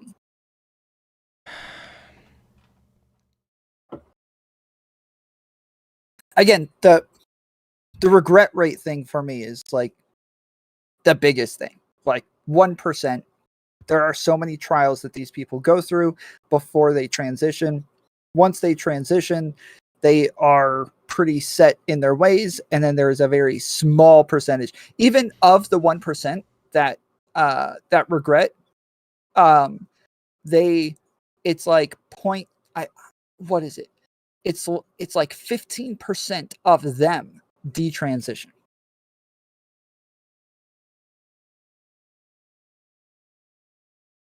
That might be true, but I think that sounds fishy to me.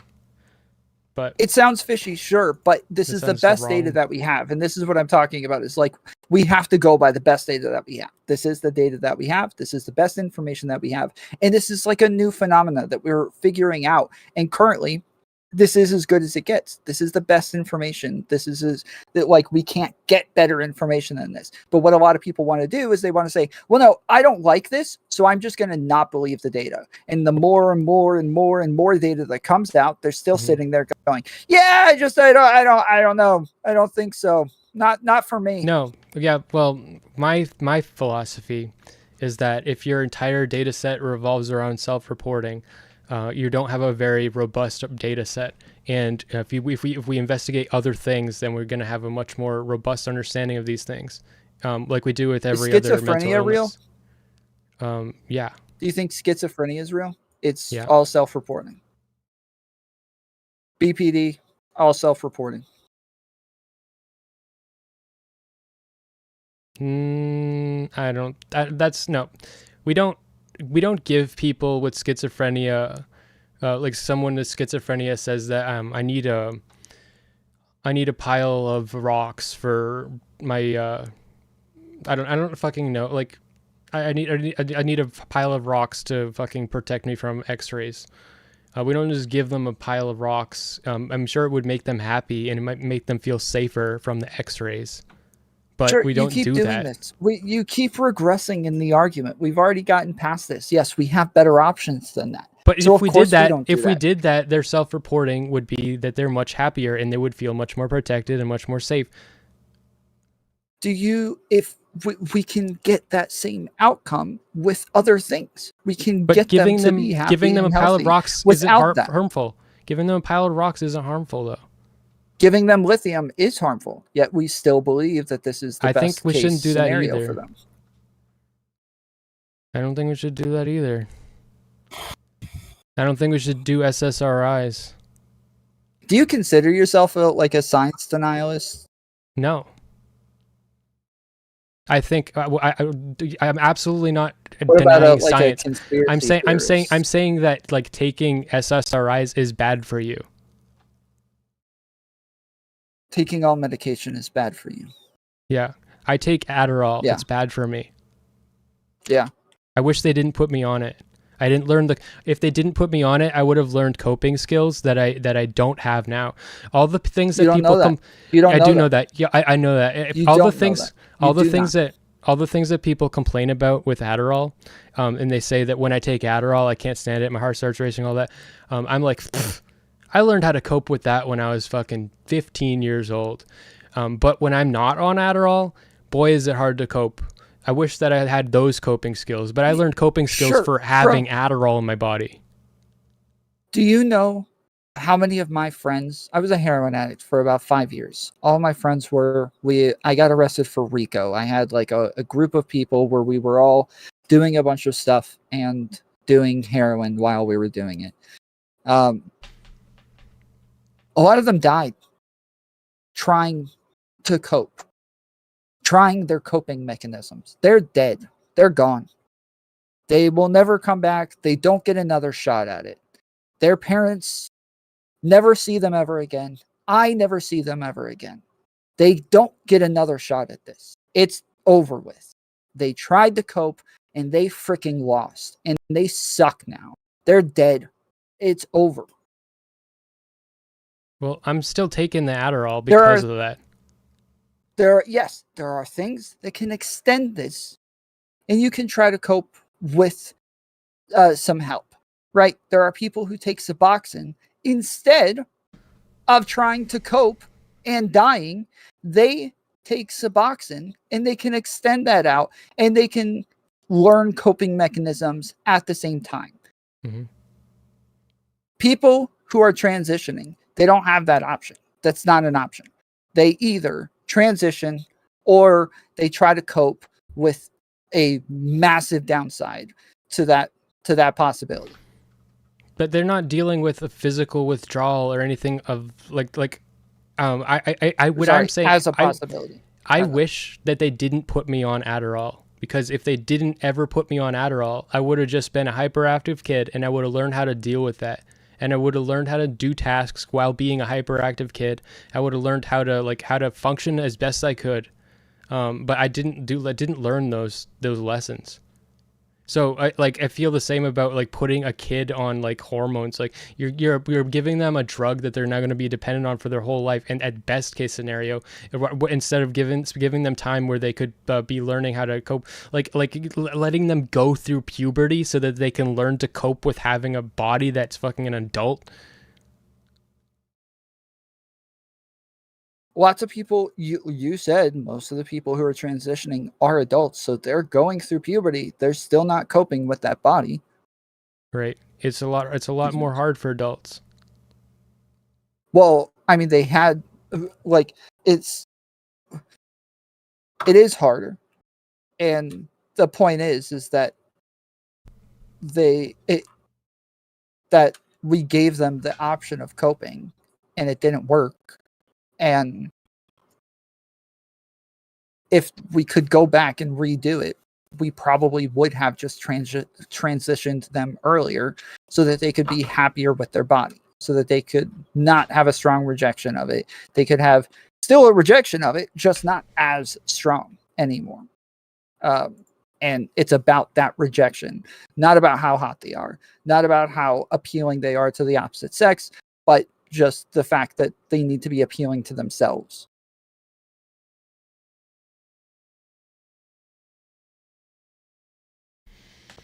I think that that's rhetorical. I think that's rhetorical. I think that it's really the same thing. I just said it in a very more inflammatory way. I don't think it is. I think that it's completely different. Some people might have beautiful penises. You might have just godly penises that they are still rejecting. Yeah, but they don't think that they're hot. Like they think that they're of it. But they think they're ugly. Exactly. Like, yeah, but I'm saying hot. I'm saying hot by their definition, not by everyone else's definition. There's tons of hot people that want to transition. That doesn't mean anything. I'm saying the outcome of their transitioning will be much more attractive. And yes, that's what the outcome of it, sure. But that's not the reason that they do it. That's my point. That's the reason that we don't. No, wait, no. That's the reason they do it. That's the reason that we don't want people to wait. It doesn't matter. The point in transitioning is so that you don't have the strong rejection of it, regardless of when you do it. It's always going to be the same. It's because you are going to have a strong rejection. Now, the earlier that you do it, the better off you're going to be. Yes, but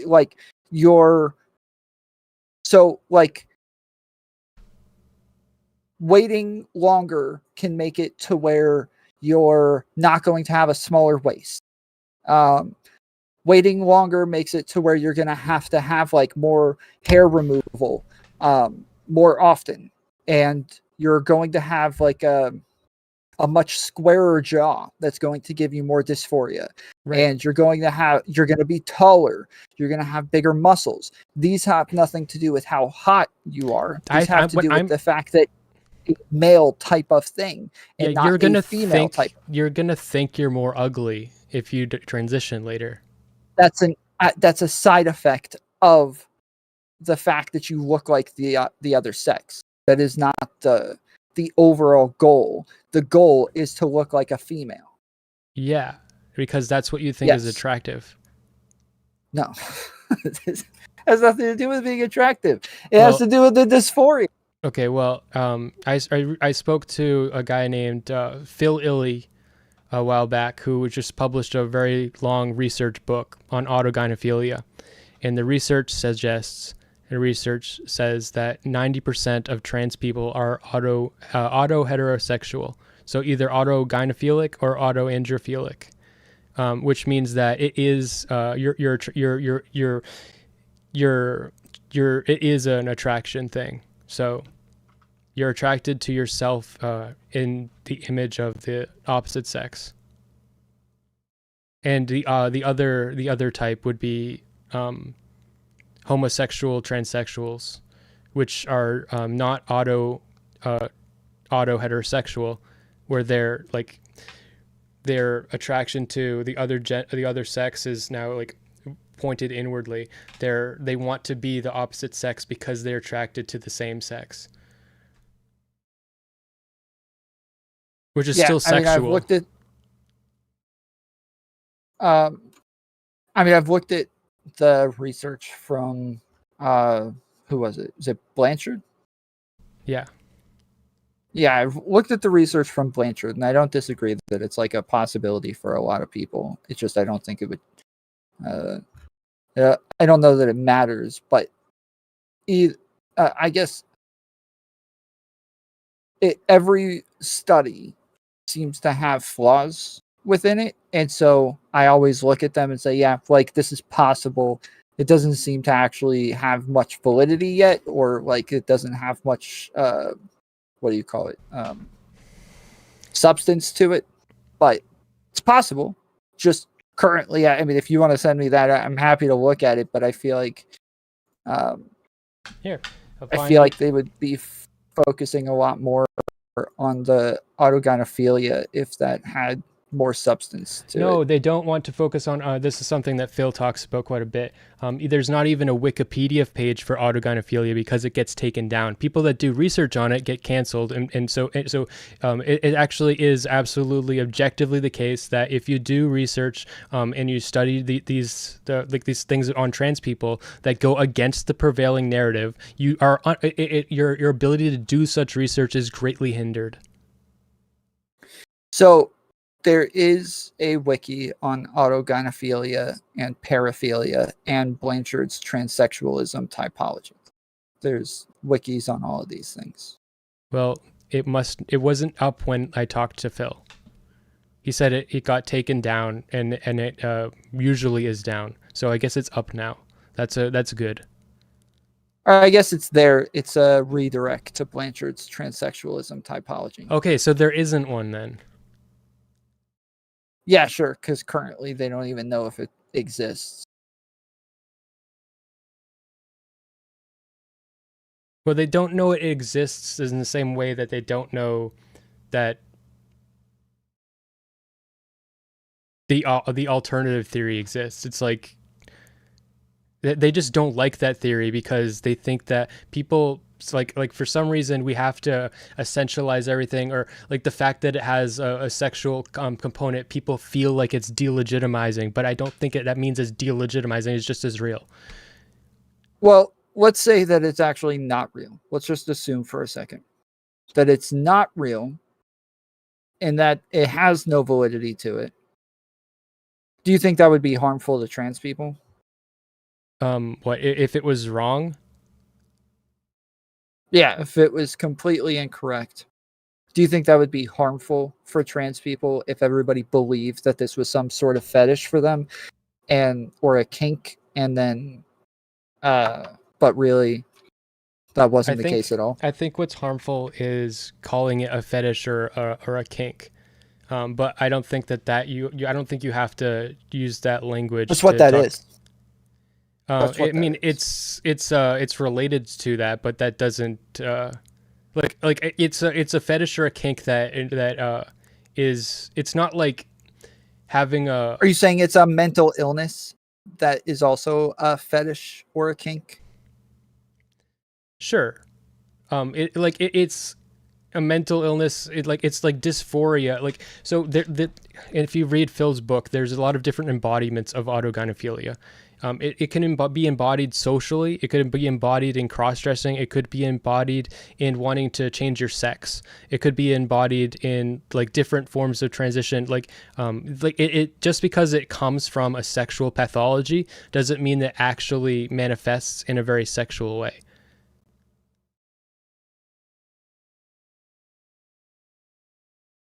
Yeah, sure. But it would, I don't know. Yeah, it still sounds like it's just a kink. But it's not just a kink. It's a kink that makes you want to kill yourself because you have the wrong body. So yeah, that doesn't make it any less real. You say the wrong body. I don't generally use that kind of language, but sure. Okay. Yeah, I think that the way that you're using the language is just not. It seems like you're saying the same thing. You're just using like different rhetoric to say the same thing. Like, yes, they're unhappy with it. You're calling it hot when, like, not all. We wouldn't say that all like aesthetically pleasing things are hot now, but if it's a sexual thing to you and you think that it's all about autogynephilia, then I suppose it would be about being hot instead of being dysphoric. I think it's really hard to want to change your sex without it being sexual. I think it's just like the idea of that being the case just it sounds it doesn't make sense to me. Like yeah, of course it's sexual to want to change your sex. Like the point of your sex is like your sexual functionality. Sure, to some degree, it would be sexual. Yeah. Yeah. But like it could be you could be fixating on the non-sexual aspect of it. Yeah, I mean, it seems to be biological, and there's, um, like, I wouldn't say that like a burn victim who got their penis burned, like if they have to get a graft on their penis now, this is a sexual operation, or that it's a sexual thing for them. It I seems don't like know. it's that I think it they got a is like problem. if no, so like if I get my penis burned and I like can't have sex with my wife, I'm gonna like it's gonna be like for me to get my Yeah, sure, sexual. it's going to hurt you or hinder you sexually, but that doesn't mean that like the operation is a sexual thing. You do Well, other I'm things with your penis besides sex. yeah, you do the helicopter and yeah, I play softball. yeah,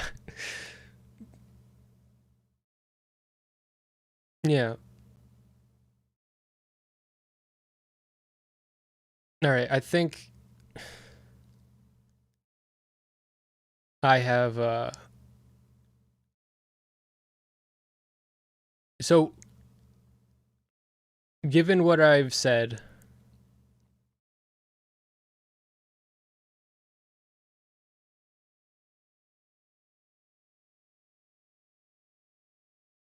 so you think that I'm like wrong and I'm anti-scientific.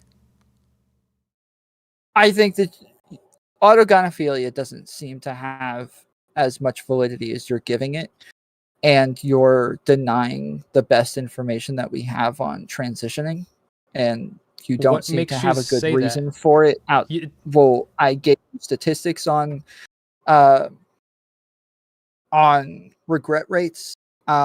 I we talked about like stuff for um uh like why somebody, or sorry, we talked about what like dysphoria actually is.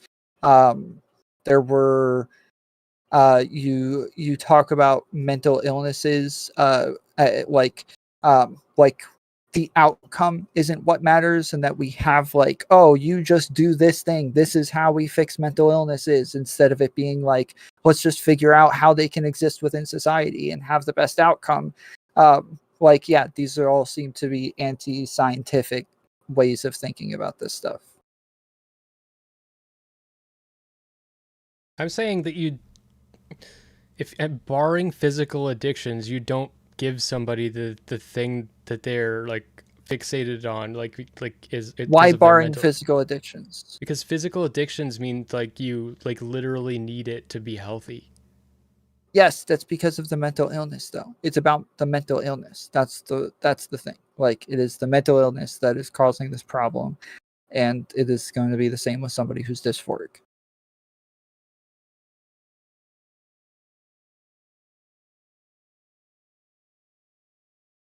Yeah, I think that I just think physical addiction is different. Okay. Yeah, I have no reason to believe that it's actually different. Like, the process to getting the outcome is the same. Like, this is what I'm talking about. The process to getting these outcomes is always the same. We're trying to find a way that these people can exist within society in a happy and healthy way. That is always what we're looking to do.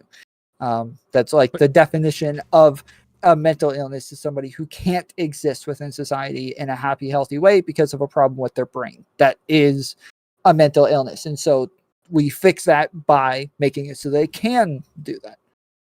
so I feel like you're very dismissive of any alternative theories or any alternative things because you believe that what you know is the scientific way, even though I think that I've demonstrated why it's contrary to how we normally conduct science, and the evidence in itself is not You very haven't. like worthwhile.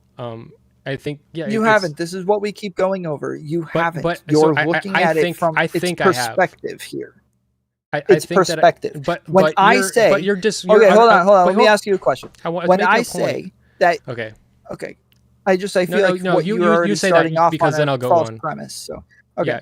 so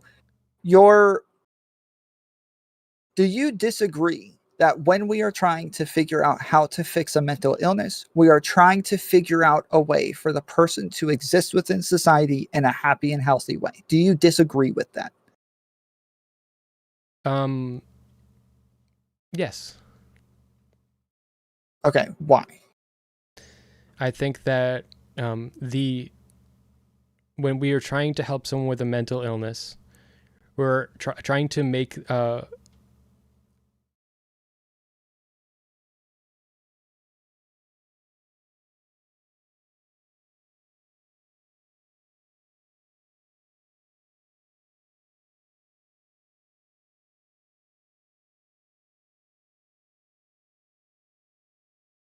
I think that there's like a hierarchy of goals, and goal number one is always to alleviate their mental illness.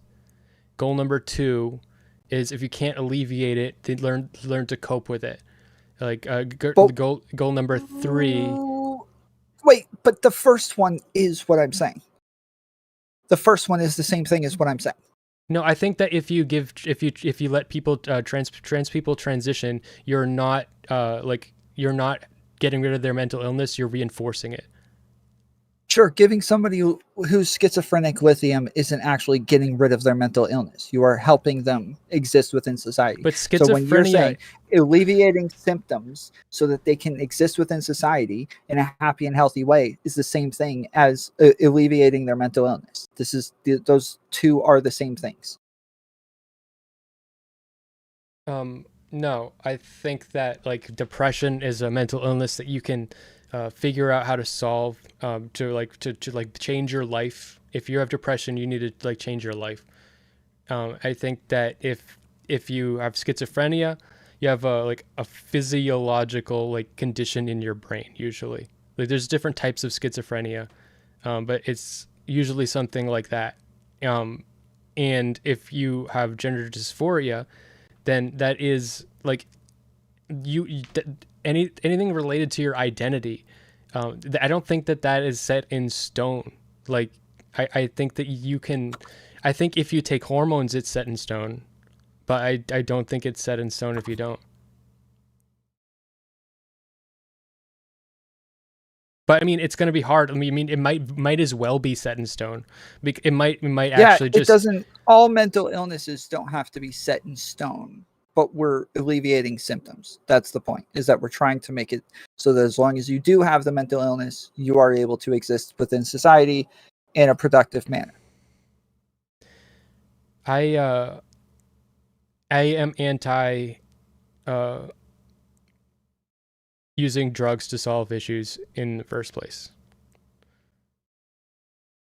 In the case of physical addiction, I think that is necessary. Like I am for that. Um, I think that in the case of like schizophrenia, I think there's a physiological condition. You might need drugs, but I think if it's not a physiological like reality, like I don't think you should be using drugs for it.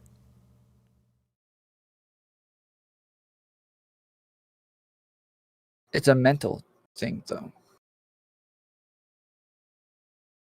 Yeah, I don't know. I don't know. Like if it's so bad that it can't change. You understand that sounds like anti-scientific. Like, No, being having a moral objection to using drugs to solve issues isn't anti-scientific. It's like a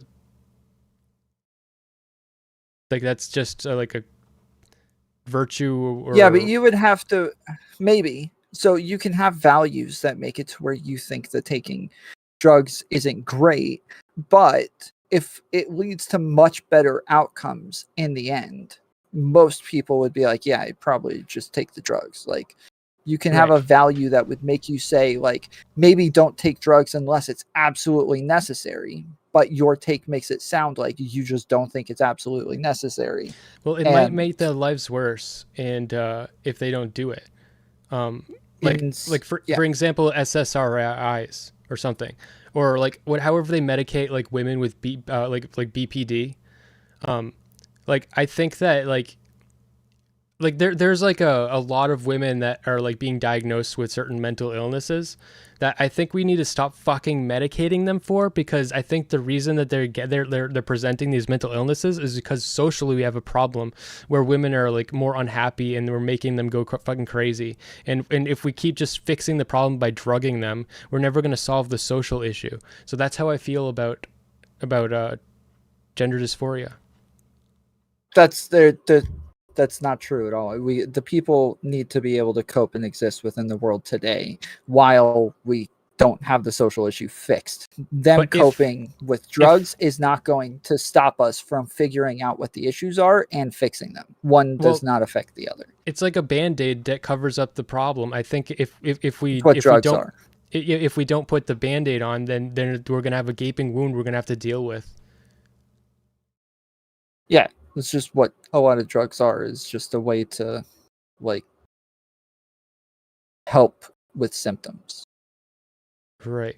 But just to be clear, like if it's like in your case, like I think that that's perfectly fine. Well, there's a lot of people who value drugs in a different way, and they think it's not fine. They think that it's literally the same as being a heroin addict, and that being a heroin addict is the problem. That being a heroin addict is the problem because you are taking drugs that is not so they like you're literally just giving the person the drugs so that they can continue taking them. You're stuck on it. You can't. They see it the way that you see transition. Yeah, but it's different. I think it's different though, because like if you like you not because it's way better. Your body will literally like shut down. Well, I will go through withdrawals. Right. And then I'll have some long-lasting effects. Like withdrawals last about 3 to 4 days. Then I'll have some long-lasting effects with like, brain chemistry that'll lead to like depression and problems with drive and crap like that. Sure, but I'm not going to die. My body's not going to shut down from me not having heroin or some sort of opioid. Mm-hmm. Well, okay. Yeah. Well, I think it's different.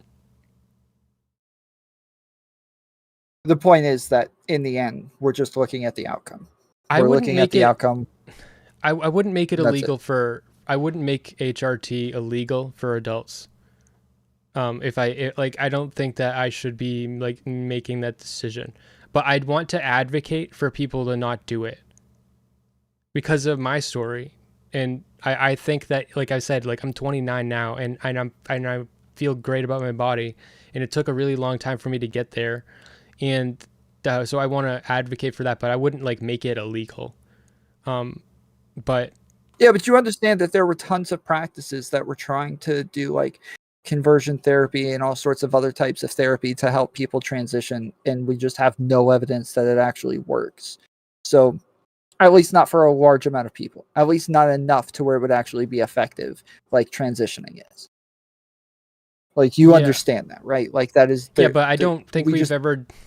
I think okay. I have a lot of I just have a lot of beliefs and understanding, subjective understanding of a lot of these things. I believe that we've never done any ethical conversion therapy whatsoever, but from my personal practice, I have been able to like intentionally change my like sexual interests. So like I was like I did an experiment and I was like I'm gonna see if I can give myself a foot fetish, and I tried to give myself a foot fetish with help from my girlfriend, and I have a foot fetish. I gave myself. I think it's possible to change. I just don't think it's possible for someone else to change it. So Yeah, but you would have to believe that being trans is some sort of fetish in the first place to think that that's somehow relevant. well, you brought up conversion therapy, so I was like, well, no, because I'm saying that like some sort of sexual fetish is going to be very, very different from a mental illness. I agree. What you're attracted to is malleable, heavily malleable, and can change pretty easily. Especially for Whereas men. these things are not malleable like what you're sexually attracted to is. Yeah, this is a thing that I talk about a lot, where like men are like, no, we all want the same thing. We all want the same women. We all want exactly the same thing. I'm like, no, we don't, dude. We do not. Like, what you get used to is what you become attracted to, and that's what you want afterwards. There are so many fat dudes who only ever have fat chicks, and then they look at skinny models and think that they're toothpicks and they look disgusting, and they have no attraction to them whatsoever. So it's, yeah, you become attracted to the things that yeah, it sounds backwards, but you become attracted to the things that arouse you. yeah, well, like this, take this with a grain of salt, because I don't have the study in front of me, and I so but like if someone like Googles it, so if anybody hears this, take it with a grain of salt, but I'm pretty sure this is the case. They discovered some protein in the brain that is affected by testosterone, which has to do with arousal. So so like men getting like horny, like if you can physically like change something in your brain, more than women, because we have more testosterone.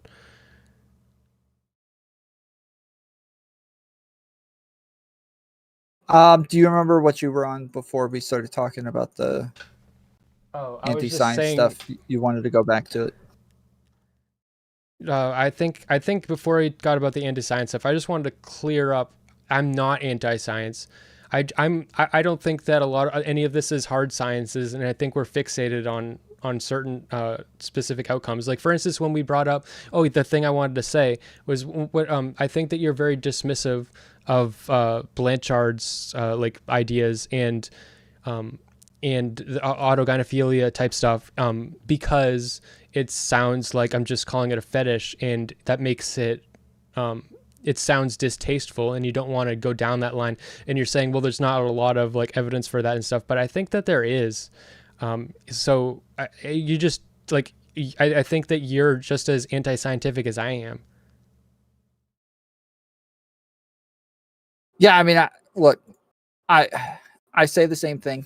I believe that the Earth is flat, and everybody who thinks it's round is just kind of dismissive of all of the evidence that we have that it's actually flat. And I think if people were just more open-minded, then they would actually see that I'm not anti-science. I just have a different perspective on this. Yeah, but we're not talking about a hard science. We're talking about psychology, and like we're saying, like self-reporting is not good. No, it is a hard science when we're talking about desired outcomes. Like when we're looking at desired outcomes, we can have some like data sets that we're looking at, and obviously it's going to be self-reported, but we have data sets that we're looking at, and the data sets are the desired outcome, and that is what we're looking for, is that data set. I got one more thing to talk about. I got an analogy. So I have a tattoo on my pelvis that says Cummy's Band. Okay, I got this done because it was like a stupid thing I did when I was younger, but I don't regret it. It's a fun tattoo, but I'm pretty sure if I didn't get it, I would say I was glad I didn't get it. And I'm never going to say that I regret it, because it's a decision. Like I can't take it back. For me to regret it would be horrible.